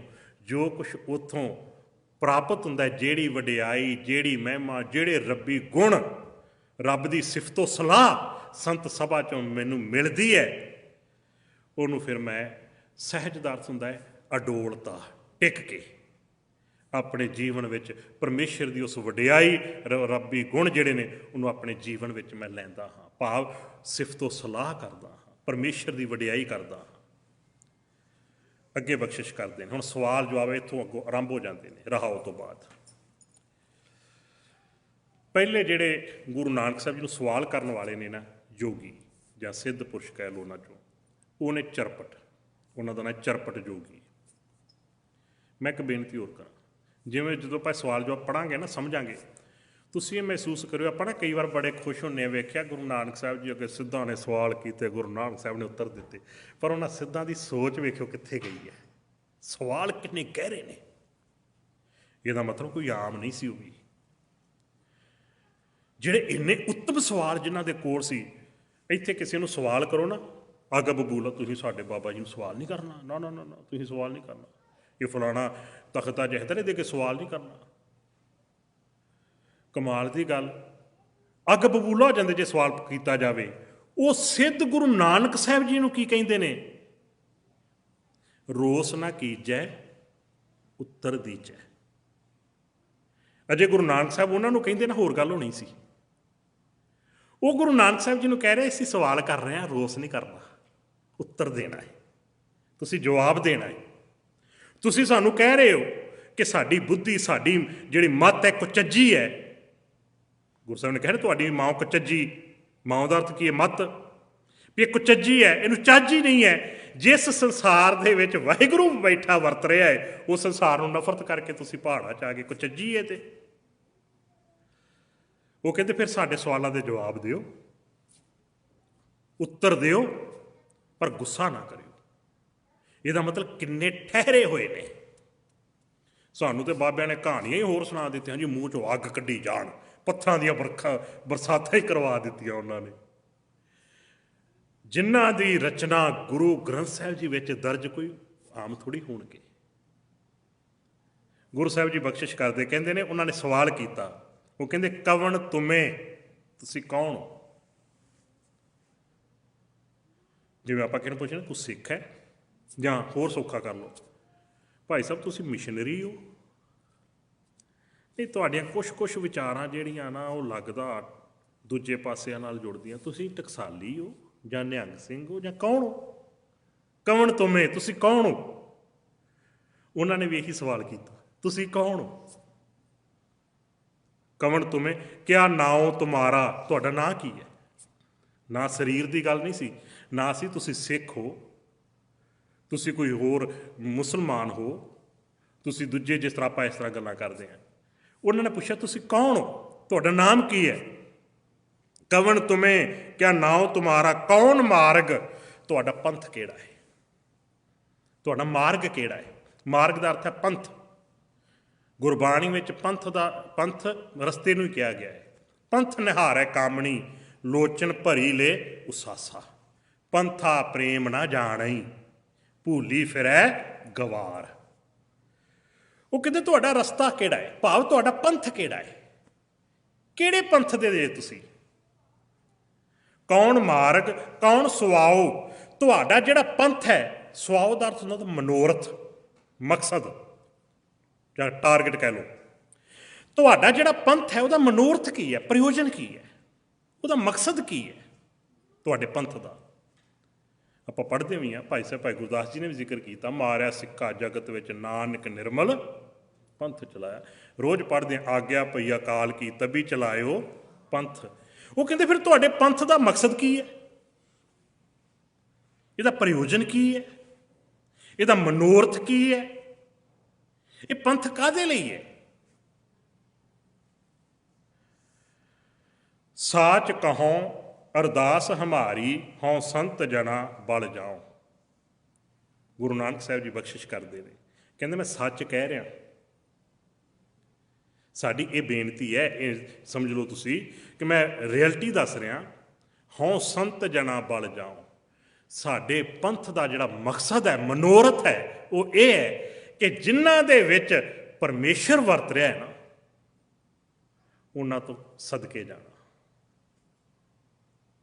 ਜਿਸ ਸਤ ਸੰਗਤ ਵਿੱਚ ਪਰਮੇਸ਼ਰ ਵਰਤ ਰਿਹਾ, ਜਿਸ ਸਤ ਸੰਗੀਆਂ ਵਿੱਚ ਪਰਮੇਸ਼ਰ ਵਰਤ ਰਿਹਾ, ਜਿਹਦੀ ਸੋਚ ਵਿੱਚ ਪਰਮਾਤਮਾ ਹੈ, ਜਿਹਦੀ ਵਿਚਾਰ 'ਚ ਪਰਮਾਤਮਾ ਹੈ, ਜਿਹਦੀ ਤੱਕਣੀ 'ਚ ਪਰਮਾਤਮਾ, ਜਿਹਦੇ ਬੋਲਾਂ 'ਚ ਪਰਮਾਤਮਾ, ਜਿਹਦੇ ਸਰੋਤ ਵਿੱਚ ਪਰਮਾਤਮਾ ਹੈ, ਜਿਹਦੀ ਕਰਨੀ 'ਚ ਪਰਮਾਤਮਾ ਹੈ, ਉਹਨਾਂ ਦੀ ਭਾਲ ਹੈ, ਉਹਨਾਂ ਦੀ ਭਾਲ ਵਿੱਚ ਨਿਕਲੇ ਹੋਏ ਆ। ਅੱਗੇ ਚੱਲ ਕੇ ਇੱਕ ਸ਼ਬਦ ਵੀ ਆਉਣਾ ਹੈ। ਗੁਰੂ ਨਾਨਕ ਸਾਹਿਬ ਜੀ ਅੱਗੇ ਸਵਾਲ ਆਉਂਦਾ ਹੈ, ਤੁਸੀਂ ਰੱਬ ਦੀ ਤਲਾਸ਼ ਵਿੱਚ ਹੋ? ਗੁਰੂ ਜੀ ਨੇ ਕਿਹਾ ਸੀ ਨਹੀਂ। ਪੁੱਛਿਆ ਫਿਰ ਕਿਹਦੀ ਤਲਾਸ਼ ਵਿੱਚ ਹੋ? ਅਸੀਂ ਤੇ ਰੱਬ ਦੀ ਤਲਾਸ਼ 'ਚ ਇੱਥੇ ਆ ਕੇ ਬੈਠੇ ਹੋਏ ਹਾਂ, ਤੁਸੀਂ ਕਿਹਦੀ ਤਲਾਸ਼ ਵਿੱਚ ਹੋ? ਗੁਰੂ ਜੀ ਨੇ ਕਿਹਾ ਮੈਂ ਰੱਬ ਦੀ ਤਲਾਸ਼ ਤੇ ਤਾਂ ਕਰਾਂ ਨਾ ਜੇ ਰੱਬ ਦੇ ਬਾਰੇ ਮੈਨੂੰ ਪਤਾ ਨਾ ਹੋਵੇ ਕਿੱਥੇ ਹੈ। ਤਲਾਸ਼ ਕਿਹਦੀ ਕੀਤੀ ਜਾਂਦੀ ਜੀ? ਜਿਹਦੇ ਬਾਰੇ ਪਤਾ ਨਹੀਂ ਹੈ, ਉਹਨੂੰ ਹੀ ਲੱਭਾਂਗੇ ਨਾ ਜਿਹਦੇ ਬਾਰੇ ਪਤਾ ਨਹੀਂ ਹੈ। ਜਿਹਦੇ ਬਾਰੇ ਪਤਾ ਉਹਨੂੰ ਤਲਾਸ਼ਿਆ ਤਾਂ ਨਹੀਂ ਜਾਂਦਾ, ਉਹਨੂੰ ਕਾਹਦਾ ਲੱਭਣਾ ਜਿਹਦੇ ਬਾਰੇ ਪਤਾ ਹੈ। ਕਹਿੰਦੇ ਮੈਨੂੰ ਪਤਾ ਹੈ ਪਰਮੇਸ਼ਰ ਕਿੱਥੇ ਹੈ, ਉਹ ਤੇ ਸਰਬ ਵਿਆਪਕ ਹੈ, ਉਹ ਤੇ ਜ਼ਰੇ ਜ਼ਰੇ ਕਣ ਕਣ ਵਿੱਚ ਹੈ, ਬਾਹਰ ਭੀਤਰੇ ਕੋ ਜਾਣੋ, ਉਹ ਸਭ ਥਾਂ ਤੇ ਵਿਆਪਕ, ਉਹਦੀ ਤਲਾਸ਼ ਵਿੱਚ ਨਹੀਂ। ਪੁੱਛਿਆ ਫਿਰ ਕਿਹਦੀ ਤਲਾਸ਼ ਵਿੱਚ? ਬਚਨ ਆਇਆ ਗੁਰਮੁਖ ਖੋਜਤ ਭਇਓ ਉਦਾਸੀ। ਗੁਰੂ ਦੇ ਦੱਸੇ ਹੋਏ ਮਾਰਗ ਤੇ ਜਿਹੜੇ ਚੱਲਣ ਵਾਲੇ ਨੇ ਉਹਨਾਂ ਦੀ ਖੋਜ ਵਿੱਚ, ਰੱਬ ਦੇ ਰਸਤੇ ਤੇ ਚੱਲਣ ਵਾਲਿਆਂ ਦੀ ਖੋਜ ਵਿੱਚ, ਜਿਹੜਾ ਮਾਰਗ ਜਿਹੜਾ ਰਸਤਾ ਰੱਬ ਨੇ ਦੱਸਿਆ ਹੋਇਆ, ਮੈਂ ਉਹਨਾਂ ਦੀ ਭਾਲ ਵਿੱਚ, ਉਹਨਾਂ ਦੀ ਖੋਜ ਵਿੱਚ। ਉਹ ਵੀ ਤੇ ਵੇਖਾਂ ਨਾ ਜਿਹੜੇ ਪਰਮੇਸ਼ਰ ਦੇ ਦੱਸੇ ਹੋਏ ਮਾਰਗ ਤੇ ਚੱਲਣ ਵਾਲੇ ਨੇ, ਉਹ ਕੈਸੇ ਨੇ, ਕੌਣ ਨੇ, ਜੀਵਨ ਕਿਹੋ ਜਿਹੇ ਹੁੰਦੇ ਨੇ। ਜਿਹੜੇ ਰੱਬੀ ਮਾਰਗ ਤੇ ਚੱਲਣ ਵਾਲੇ ਜੀਵਨ ਨੇ, ਗੁਰੂ ਸਾਹਿਬ ਜੀ ਨੇ ਐਕਸੈਪਟ ਵੀ ਉਹਨਾਂ ਨੂੰ ਕੀਤਾ। ਮੈਂ ਪਿਛਲੇ ਦਿਨੀ ਜਦੋਂ ਆਪਣਾ ਕਿਸਾਨੀ ਅੰਦੋਲਨ ਨੂੰ ਲੈ ਕੇ ਸਮਾਗਮ ਸੀ, ਉਸ ਦਿਨ ਬੇਨਤੀ ਕੀਤੀ ਸੀ, ਕਦੇ ਗੌਰ ਕਰੋ ਗੁਰੂ ਨਾਨਕ ਸਾਹਿਬ ਜੀ ਕਿਹਨਾਂ ਦੇ ਘਰ ਜਾਂਦੇ ਨੇ, ਕਿਹੜੇ ਘਰ ਦਾ ਦਰਵਾਜ਼ਾ ਖੜਕਾਉਂਦੇ ਨੇ। ਮੈਂ ਤੇਰੇ ਘਰ ਆਉਣਾ ਚਾਹੁੰਦਾ, ਮੈਂ ਤੇਰੇ ਘਰ ਵਿੱਚ ਰਹਿਣਾ ਚਾਹੁੰਦਾ, ਮੈਂ ਤੇਰੀ ਰੋਟੀ ਖਾਣਾ ਚਾਹੁੰਦਾ, ਤੇਰਾ ਭੋਜਨ ਜਿਹੜਾ ਉਹ ਮੈਨੂੰ ਚਾਹੀਦਾ ਹੈ। ਭਾਈ ਲਾਲੋ ਜੀ ਨੂੰ, ਭਾਈ ਲਾਲੋ ਜੀ ਦਾ ਮਤਲਬ ਗੁਰੂ ਨਾਨਕ ਸਾਹਿਬ ਜੀ ਦੀ ਨਜ਼ਰ ਵਿੱਚ ਪ੍ਰਵਾਨ ਹੈ। ਗੁਰੂ ਨਾਨਕ ਸਾਹਿਬ ਜੀ ਯੋਗੀਆਂ ਕੋਲ, ਸਿੱਧਾਂ ਕੋਲ, ਜਿੱਥੇ ਕਿਤੇ ਵੀ ਧਰਮ ਦੇ ਨਾਂ ਤੇ ਪੀਰ ਪਕੰਬਰ, ਚਾਹੇ ਮੁਲਤਾਨ ਦੇ, ਚਾਹੇ ਉਹ ਮੱਕੇ ਦੇ ਹਾਜੀ ਕੋਈ ਵੀ ਸਨ, ਜਿੱਥੇ ਵੀ ਗਏ ਉਹਨਾਂ ਸਭਨਾਂ ਨੂੰ ਟੋਕਿਆ, ਤੁਸੀਂ ਜੋ ਕਰ ਰਹੇ ਹੋ ਗਲਤ ਹੈ, ਸੱਚ ਇਹ ਨਹੀਂ, ਸੱਚ ਇਹ ਹੈ। ਭਾਈ ਲਾਲੋ ਜੀ ਨੂੰ ਗੁਰੂ ਸਾਹਿਬ ਜੀ ਨੇ ਕੋਈ ਸਿੱਖਿਆ ਨਹੀਂ ਦਿੱਤੀ ਵੀ ਤੂੰ ਆਹ ਗਲਤ ਕਰ ਰਿਹਾ ਜਾਂ ਆਹ ਇਸ ਤਰ੍ਹਾਂ ਕਰ। ਪੜ੍ਹ ਕੇ ਵੇਖ ਲਓ ਗਾਥਾ ਸਾਰੀ ਗੁਰੂ ਨਾਨਕ ਸਾਹਿਬ ਜੀ ਦੀ, ਭਾਈ ਲਾਲੋ ਦੇ ਜਿੱਥੇ ਮੇਲ ਹੁੰਦਾ ਹੈ। ਗੁਰੂ ਸਾਹਿਬ ਜੀ ਨੇ ਇੱਕ ਗੱਲ ਵੀ ਨਹੀਂ ਕਹੀ ਭਾਈ ਲਾਲੋ ਤੂੰ ਇੱਥੇ ਗਲਤ ਹੋ ਗਿਆ ਜਾਂ ਤੇਰੇ 'ਚ ਕਮੀ ਹੈ ਜੇ। ਦਰਵਾਜ਼ਾ ਖੜਕਾਇਆ, ਲਾਲੋ ਦਰਵਾਜ਼ਾ ਖੋਲ, ਮੈਂ ਤੇਰੇ ਘਰ ਆਉਣਾ ਚਾਹੁੰਦਾ, ਤੇਰੇ ਕੋਲ ਰਹਿਣਾ ਚਾਹੁੰਦਾ। ਇਹਦਾ ਮਤਲਬ ਗੁਰੂ ਨਾਨਕ ਸਾਹਿਬ ਕਿਸ ਘਰ ਵਿੱਚ ਰਹਿੰਦੇ ਨੇ, ਗੁਰੂ ਨਾਨਕ ਸਾਹਿਬ ਕਿਸ ਘਰ ਦੀ ਰੋਜੀ ਰੋਟੀ ਜਿਹੜੀ ਹੈ ਉਹਨੂੰ ਪ੍ਰਵਾਨ ਕਰ ਰਹੇ ਨੇ। ਭਾਈ ਲਾਲੋ ਜੀ, ਭਾਈ ਲਾਲੋ ਜੀ ਕੌਣ ਨੇ? ਕਿਰਤੀ। ਹਰ ਵੇਲੇ ਸੁਰਤ ਵਿੱਚ ਪਰਮੇਸ਼ਰ, ਤਨ ਦੇ ਨਾਲ ਕਿਰਤ, ਕਿਰਤ ਵਿਰਤ ਕਰ ਧਰਮ ਦੀ। ਰੱਬ ਦਾ ਰਸਤਾ ਵੀ ਸਮਝ ਉਹਨਾਂ ਨੂੰ ਹੀ ਆਇਆ। ਨਹੀਂ ਯਕੀਨ ਚਲੋ ਗੁਰੂ ਜੀ ਨੂੰ ਪੁੱਛ ਲੈਂਦੇ ਆਪਾਂ। ਗੁਰੂ ਜੀ ਕਹਿੰਦੇ ਘਾਲ ਖਾਏ ਕਿਛ ਹੱਥੋਂ ਦੇ। ਅਗਲੀ ਪੰਕਤੀ ਤੁਸੀਂ ਪੜ੍ਹੋ ਭਲਾ ਨਾਲ। ਨਾਨਕ ਰਾਹ ਪਛਾਣੇ ਸੀ। ਰਾਹ ਕਿਹਦਾ? ਰੱਬ ਦਾ। ਅਸੀਂ ਤੇ ਸਮਝੀ ਬੈਠੇ ਉਹ ਰੱਬ ਦੇ ਨੇੜੇ ਜਿਹੜੇ ਦੂਜਿਆਂ ਕੋਲੋਂ ਮੰਗ ਕੇ ਖਾਂਦੇ ਆ, ਅਸੀਂ ਉਹਨਾਂ ਨੂੰ ਸਮਝੀ ਬੈਠੇ। ਗੁਰੂ ਬਖਸ਼ਿਸ਼ ਕਰੇ, ਨੁਕਤੇ ਬੜੇ ਕੀਮਤੀ ਜੇ ਕਿਤੇ ਸਾਡੇ ਕੋਲ ਇੰਨਾ ਸਰਮਾਇਆ ਨਾ, ਇੰਨਾ ਸਰਮਾਇਆ ਹੈ ਮੈਂ ਤੁਹਾਨੂੰ ਦੱਸ ਨਹੀਂ ਸਕਦਾ। ਅਫਸੋਸ ਹੈ ਅਸੀਂ ਉਹਦੀ ਕਦਰ ਨਹੀਂ ਪਾਈ ਅਤੇ ਉਹਨੂੰ ਸੰਭਾਲ ਵੀ ਨਹੀਂ ਸਕੇ ਆਪਣੇ ਜੀਵਨ ਵਿੱਚ। ਕੇਵਲ ਸਟੇਜਾਂ ਤੱਕ ਸੀਮਤ ਰੱਖਿਆ, ਸਟੇਜਾਂ ਬੋਲਣ ਤੱਕ ਕੀ ਸੀਮਤ ਰੱਖਿਆ ਸੀ, ਉਹਨੂੰ ਆਪਣੇ ਜੀਵਨ 'ਚ ਨਹੀਂ ਲੈ ਕੇ ਆਏ ਕਿਤੇ। ਖੈਰ, ਗੁਰੂ ਨਾਨਕ ਸਾਹਿਬ ਜੀ ਬਖਸ਼ਿਸ਼ ਕਰਦੇ ਸਾਡੇ ਜੀਵਨ ਦਾ ਪ੍ਰਯੋਜਨ ਇਹ ਹੈ, ਜਿਹੜੇ ਗੁਰਮੁਖ ਨੇ, ਜਿਹੜੀ ਸੰਤ ਸਭਾ ਹੈ, ਜਿਸ ਸੰਤ ਸਭਾ, ਜਿਸ ਸਤ ਸੰਗਤ ਵਿੱਚ ਪਰਮੇਸ਼ਰ ਵਰਤਦਾ ਹੈ, ਉਹਨਾਂ ਦੀ ਭਾਲ ਵਿੱਚ ਨਿਕਲੇ ਆ। ਹਾਂਜੀ, ਕਹਿ ਬੈਸੋ ਕਹਿ ਰਹੀਐ ਬਾਲੇ, ਕਹਿ ਆਵੋ ਕਹਿ ਜਾਹੋ। ਸਮਾਪਤੀ ਵਾਲੇ ਪਾਸੇ ਆਈਏ। ਉਹ ਕਹਿੰਦੇ ਕੋਈ ਸਵਾਲ ਕਰਦਾ ਫਿਰ ਚਰਪਟ ਉਦੋਂ ਕਿਆ ਉਹਨੂੰ ਜੋਗੀ ਕਹਿ ਲਓ, ਸਿੱਧ ਕਹਿ ਲਓ। ਕਹਿੰਦਾ ਜੀ ਜਦੋਂ ਰੱਬੀ, ਤੁਸੀਂ ਕਹਿੰਦੇ ਰੱਬ ਦੀ ਤਲਾਸ਼ ਵਿੱਚ ਨਹੀਂ ਹੈ, ਮੈਂ ਰੱਬ ਦੇ ਪਿਆਰਿਆਂ ਦੀ ਤਲਾਸ਼ ਵਿੱਚ ਹੈ। ਜਦੋਂ ਰੱਬੀ ਮਿਲਾਪ ਦੀ ਗੱਲ ਚੱਲਦੀ ਹੈ, ਉਹ ਕਹਿੰਦਾ ਜੀ ਫਿਰ ਜਿਹੜਾ ਪਰਮੇਸ਼ਰ ਪਰਮਾਤਮਾ ਸਾਡਾ ਮਨ ਹੈ, ਉਹ ਪਰਮੇਸ਼ਰ ਪਰਮਾਤਮਾ ਨੂੰ ਮਿਲਣ ਲਈ ਕਿੱਥੇ ਬੈਠੇ, ਇੱਕੇ ਕਿੱਥੇ। ਆਪਾਂ ਅਕਸਰ ਕਹਿੰਦੇ ਮਨ ਨੂੰ ਟਿਕਾਉਣਾ, ਮਨ ਟਿਕਣਾ ਚਾਹੀਦਾ, ਸਾਡੀ ਸੁਰਤ ਟਿਕਣੀ ਚਾਹੀਦੀ ਹੈ। ਬਹੁਤ ਸਾਰੇ ਐਸੇ ਵਿਅਕਤੀ, ਕਿਉਂਕਿ ਵਿਚਾਰਾਂ ਗੋਸ਼ਟੀਆਂ ਮੇਰੇ ਨਾਲ ਬਹੁਤ ਹੁੰਦੀਆਂ, ਜਦੋਂ ਇੰਡੀਆ ਹੁੰਦੇ ਹੋ ਤਾਂ ਫਿਜ਼ੀਕਲ ਆਹਮਣੇ ਸਾਹਮਣੇ ਬਹਿ ਕੇ ਵੀ ਬੜੇ ਕੁਛ ਹੁੰਦੇ ਸੀ। ਕਈ ਵਾਰ ਤਾਂ ਉਹ ਵਿਚਾਰਾਂ ਤਕਰਾਰ ਵਾਲੇ ਪਾਸੇ ਵੀ ਚਲੇ ਜਾਂਦੀਆਂ ਸੀ। ਫੋਨ 'ਤੇ ਵੀ ਅੱਜ ਕੱਲ੍ਹ ਕਈ ਸਵਾਲ ਜਵਾਬ ਇਸ ਤਰ੍ਹਾਂ ਦੇ ਹੁੰਦੇ ਨੇ, ਪੁੱਛਦੇ ਨੇ ਭਾਈ ਸਾਹਿਬ ਤੁਸੀਂ ਕਹਿੰਦੇ ਹੋ ਵੀ ਤਸਵੀਰ ਮੂਰਤ ਨਹੀਂ, ਅਤੇ ਜਦੋਂ ਆਪਾਂ ਧਿਆਨ ਧਰਨਾ ਗੁਰੂ ਦਾ, ਅਤੇ ਫਿਰ ਕਿਹੜੀ ਮੂਰਤ ਦਾ ਧਿਆਨ ਧਰੀਏ, ਮਨ ਟਿਕੇ ਕਿੱਥੇ, ਸੁਰਤ ਦਾ ਟਿਕਾ ਕਿਹਦੇ 'ਚ ਆਵੇ।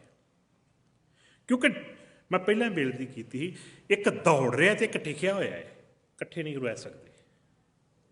ਪਰਮੇਸ਼ਰ ਦੌੜਦਾ ਨਹੀਂ ਹੈ, ਪਰਮੇਸ਼ਰ ਟਿਕਿਆ ਹੋਇਆ ਹੈ, ਸ਼ਾਂਤ ਹੈ। ਅੰਤਰ ਸੁਨੰ ਬਾਹਰ ਸੁਨੰ ਤ੍ਰਿਭਾਵਨ ਸੁਨਮ ਸੁਨੰ, ਬਿਲਕੁਲ ਸ਼ਾਂਤ ਹੈ।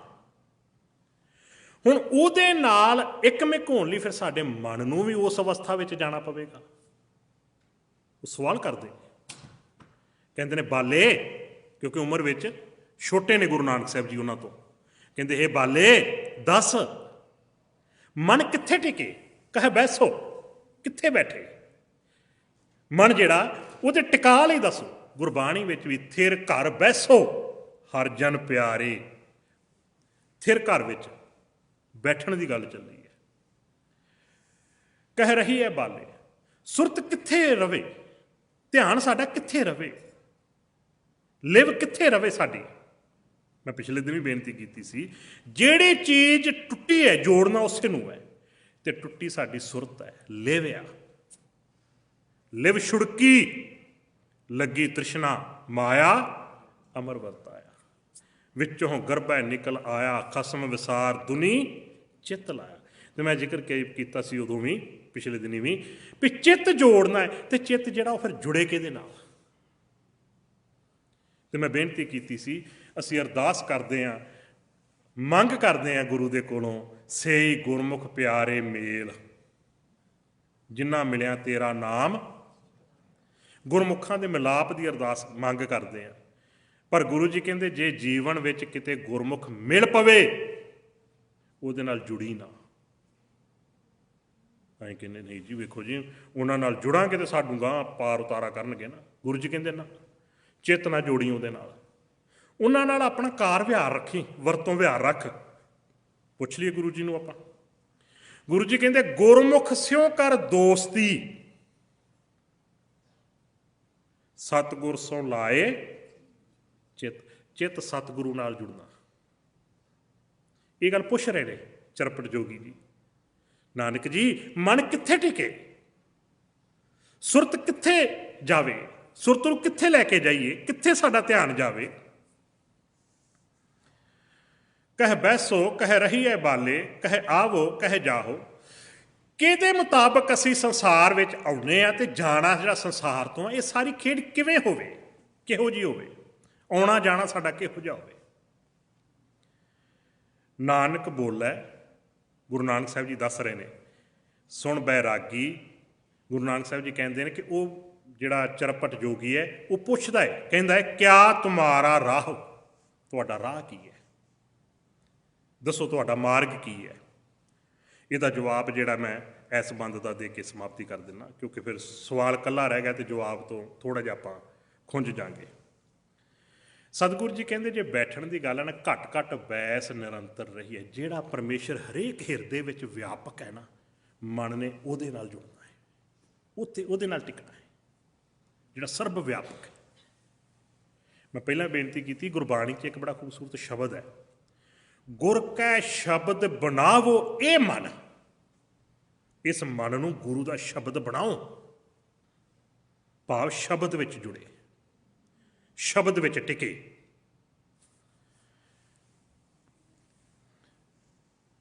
ਘੱਟ ਘੱਟ ਬੈਸ ਨਿਰੰਤਰ ਰਹੀ ਹੈ, ਚੱਲ ਹੈ ਸਤਿਗੁਰ ਪਾਏ। ਸਤਿਗੁਰੂ ਦੇ ਭਾਏ ਦਾ ਅਰਥ ਹੁੰਦਾ ਹੈ ਭਾਣਾ, ਰਜ਼ਾ, ਹੁਕਮ। ਸਤਿਗੁਰੂ ਦੀ ਰਜ਼ਾ ਵਿੱਚ ਚੱਲਣਾ। ਸੌਖਾ ਕਰ ਲਓ, ਜੋ ਗੁਰਬਾਣੀ ਦਾ ਗਿਆਨ ਹੈ ਉਹਦੇ ਮੁਤਾਬਕ ਚੱਲਣਾ। ਜੋ ਗੁਰਬਾਣੀ ਦਾ ਗਿਆਨ ਹੈ ਉਹਦੇ ਮੁਤਾਬਕ ਚੱਲਣਾ। ਜੋ ਗੁਰੂ ਜੀ ਕਹਿ ਰਹੇ ਨੇ, ਗੁਰ ਕਹਿਆ ਸਾਕਾਰ ਕਮਾਵੋ, ਜੋ ਗੁਰੂ ਜੀ ਕਹਿ ਰਹੇ ਨੇ ਉਹ ਕੰਮ ਕਰਨਾ। ਸਹਿਜੇ ਆਏ ਹੁਕਮ ਸਦਾਏ, ਪਰਮੇਸ਼ਰ ਅਕਾਲ ਪੁਰਖ ਦੇ ਰੱਬੀ ਹੁਕਮ ਦੇ ਵਿੱਚੋਂ ਆਏ ਆ। ਸੌਖਾ ਕਰ ਲਈਏ, ਗੁਰੂ ਜੀ ਨੂੰ ਪੁੱਛ ਲਈਏ ਕੋਥਾ ਹੋਰ। ਗੁਰੂ ਸਾਹਿਬ ਜੀ ਸਾਨੂੰ ਸਮਝਾਉਂਦੇ ਨੇ ਖੇਡ। ਗੁਰੂ ਜੀ ਕਹਿੰਦੇ ਸਭ ਆਏ ਹੁਕਮ ਖਸਮਾਹੋ, ਸਾਰੇ ਖਸਮ ਦੇ ਹੁਕਮ ਚੋਂ। ਆਪਾਂ ਸਾਰੇ ਵਾਹਿਗੁਰੂ ਦੇ ਹੁਕਮ ਚੋਂ ਪੈਦਾ ਹੋਏ ਆ, ਉਹਦੇ ਹੁਕਮ ਚੋਂ ਆਏ ਆ। ਹੁਕਮੇ ਆਵਣ ਜਾਣ ਰਹਾਏ, ਗੁਰਬਾਣੀ ਦੇ ਵਿੱਚ ਬੜਾ ਖੂਬਸੂਰਤ ਬਚਨ ਹੈ। ਹੁਕਮ ਦੇ ਵਿੱਚ ਹੀ ਸਮਾਉਣਾ ਹੈ। ਹੁਕਮ ਸਦਾਏ ਨਾਨਕ ਸਦਾ ਰਜ਼ਾਏ। ਸਦਾ ਜਿੰਨਾ ਜੀਵਨ ਹੈ, ਆਉਣ ਤੋਂ ਲੈ ਕੇ ਜਾਣ ਤੱਕ ਦਾ, ਜਨਮ ਤੋਂ ਲੈ ਕੇ ਮਰਨ ਤੱਕ ਦਾ ਜੀਵਨ ਜਿੰਨਾ ਵੀ ਸਾਡੇ ਕੋਲ ਹੈ, ਇਹ ਸਾਰਾ ਦਾ ਸਾਰਾ ਜੀਵਨ ਉਹਦੇ ਹੁਕਮ ਦੀ ਰਜ਼ਾ ਵਿੱਚ ਰਹਿਣਾ, ਉਹਦੀ ਹੁਕਮ ਦੀ ਰਜ਼ਾ ਦੇ ਵਿੱਚ ਚੱਲਣਾ। ਆਸਣ ਬੈਸਣ ਥਿਰ ਨਾਰਾਇਣ ਐਸੀ ਗੁਰਮਤਿ ਪਾਏ। ਜਿਹੜਾ ਪਰਮੇਸ਼ਰ ਵਾਹਿਗੁਰੂ ਪ੍ਰਮਾਤਮਾ ਸਰਬ ਵਿਆਪਕ ਹੈ, ਉਸ ਪਰਮੇਸ਼ਰ ਵਾਹਿਗੁਰੂ ਪ੍ਰਮਾਤਮਾ ਦੇ ਨਾਲ ਮਨ ਨੇ ਟਿਕਣਾ ਹੈ। ਇਹ ਗੁਰਮਤਿ ਹੈ। ਐਸੀ ਗੁਰਮਤਿ ਨੂੰ ਪ੍ਰਾਪਤ ਕਰਨਾ ਹੈ। ਗੁਰਮੁਖ ਬੁੱਝੈ, ਸਵਾਲ ਜਿਹੜਾ ਪੈਦਾ ਹੋ ਗਿਆ, ਗੁਰਮਤਿ ਨੂੰ ਪ੍ਰਾਪਤ ਕਰਨਾ ਕੀ ਹੈ? ਅਸੀਂ ਵੀ ਕਹਿੰਦੇ, ਅਸੀਂ ਵੀ ਗੁਰਮਤਿ ਤੇ ਸੁਣਦੇ ਹਾਂ ਜੀ। ਗੁਰਮਤਿ ਨੂੰ ਪ੍ਰਾਪਤ ਕਰਨਾ ਹੈ, ਗੁਰਮੁਖ ਬੁੱਝੈ, ਗੁਰੂ ਦੇ ਸ਼ਬਦ ਦੇ ਰਾਹੀਂ ਬੁੱਝਣਾ, ਸਮਝਣਾ, ਜਾਣਨਾ, ਆਪ ਪਛਾਣਨਾ ਅਤੇ ਫਿਰ ਆਪਣੇ ਆਪ ਨੂੰ ਪਹਿਚਾਨਣਾ, ਮੈਂ ਕਿੱਥੇ ਖੜਾ। ਪਿਛਲੇ ਦਿਨੀ ਮੈਂ ਇੱਕ ਬੇਨਤੀ ਕੀਤੀ ਸੀ, ਗੁਰਬਾਣੀ ਸ਼ੀਸ਼ਾ, ਇਹਦੇ 'ਚ ਆਪਣੀ ਤਸਵੀਰ ਵੇਖਣੀ ਹੈ ਕਿ ਇਸ ਸ਼ੀਸ਼ੇ ਵਿੱਚ ਮੈਂ ਖੂਬਸੂਰਤ ਦਿਖਾਈ ਦੇਣਾ। ਜੇ ਇਹਦੇ ਸ਼ੀਸ਼ੇ ਮੁਤਾਬਕ, ਗੁਰਬਾਣੀ ਮੁਤਾਬਕ ਮੇਰਾ ਜੀਵਨ ਸਹੀ ਹੈ, ਇਹਦਾ ਮਤਲਬ ਠੀਕ ਹੈ, ਪ੍ਰਵਾਨ ਆ। ਜੇ ਗੁਰਬਾਣੀ ਦੇ ਗਿਆਨ ਮੁਤਾਬਕ ਜੀਵਨ ਨਹੀਂ ਠੀਕ, ਇਹਦਾ ਮਤਲਬ ਮੈਲ ਲੱਗੀ ਹੋਈ ਕਿਤੇ ਨਾ ਕਿਤੇ। ਆਪ ਪਛਾਣੈ ਸੱਚੇ ਸੱਚ ਸਮਾਏ, ਸਦਾ ਇੱਥੇ ਰਹਿਣ ਵਾਲੇ ਵਾਹਿਗੁਰੂ ਪਰਮੇਸ਼ਰ ਪਰਮਾਤਮਾ ਦੇ ਵਿੱਚ ਸਮਾਏ ਰਹਿਣਾ, ਇੱਕਮਿਕ ਰਹਿਣਾ। ਇੱਥੇ ਸਮਾਪਤੀ ਕਰਦੇ ਆ। ਇਸ ਤੋਂ ਅੱਗੇ ਜਿਹੜਾ ਅਗਲਾ ਸਵਾਲ ਨੇ ਉਹ ਪੁੱਛਦੇ ਨੇ, ਇਸ ਸੰਸਾਰ ਸਮੁੰਦਰ ਤੋਂ ਤਰਿਆ ਕਿਵੇਂ ਜਾਵੇ, ਇਹ ਤੋਂ ਪਾਰ ਕਿਵੇਂ ਲੰਘਿਆ ਜਾਵੇ। ਦੁਨੀਆ ਸਾਗਰ ਦੁੱਤਰ ਕਹੀਐ, ਕਿਉਂ ਕਰ ਪਾਈਐ ਪਾਰੋ, ਚਰਪਟ ਬੋਲੇ। ਜਿਹੜਾ ਚਰਪਟ ਜੋਗੀ ਹੈ ਨਾ, ਇਹ ਸਵਾਲ ਕਰਦਾ ਹੈ। ਗੁਰੂ ਸਾਹਿਬ ਅੱਗੋਂ ਜਵਾਬ ਦਿੰਦੇ ਨੇ। ਇਹ ਕਈ ਜੋਗੀਆਂ ਦੇ ਸਵਾਲ ਨੇ, ਇਹਦੇ ਵਿੱਚ ਅੱਗੇ ਚੱਲ ਕੇ ਦੂਸਰੇ ਜੋਗੀਆਂ ਨੇ ਵੀ ਸਵਾਲ ਕਰਨੇ ਆ, ਗੁਰੂ ਸਾਹਿਬ ਜੀ ਨੇ ਉਹਨਾਂ ਦੇ ਸਵਾਲਾਂ ਦੇ ਜਵਾਬ ਵੀ ਦੇਣੇ ਆ।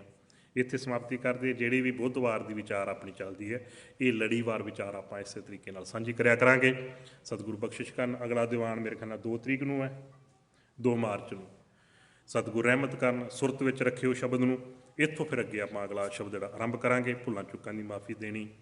ਹੁਣ ਮੈਂ ਭਾਈ ਸਾਹਿਬ ਨੂੰ ਬੇਨਤੀ ਕੀਤੀ ਸੀ, ਕਿਉਂਕਿ ਥੋੜ੍ਹਾ ਮੌਸਮ ਜਿਹੜਾ ਹੈ ਅੱਜ ਖਰਾਬ ਹੈ, ਅਤੇ ਤੁਸੀਂ ਇਸੇ ਤਰ੍ਹਾਂ ਟਿਕੇ ਰਹਿਣਾ। ਆਨੰਦ ਸਾਹਿਬ ਪੜ੍ਹਨਗੇ, ਅਰਦਾਸ ਹੋਵੇਗੀ, ਅਤੇ ਮੈਂ ਤੁਹਾਡੇ ਕੋਲ ਛੁੱਟੀਆਂ ਲਵਾਂਗਾ, ਵਾਪਸ ਜਾਣਾ ਸਰੀ। ਅਤੇ ਭੁੱਲਾਂ ਚੁੱਕਾਂ ਦੀ ਮਾਫੀ ਦੇਣੀ ਜੀ। ਪਿਆਰ ਵਿੱਚ ਭਿੱਜ ਕੇ ਰਸਨਾ ਦੀ ਸਾਂਝ ਪਾਉਂਦੇ ਆ। ਸਾਰੇ ਆਖੋ ਵਾਹਿਗੁਰੂ ਜੀ ਕਾ ਖਾਲਸਾ, ਵਾਹਿਗੁਰੂ ਜੀ ਕੀ ਫਤਿਹ।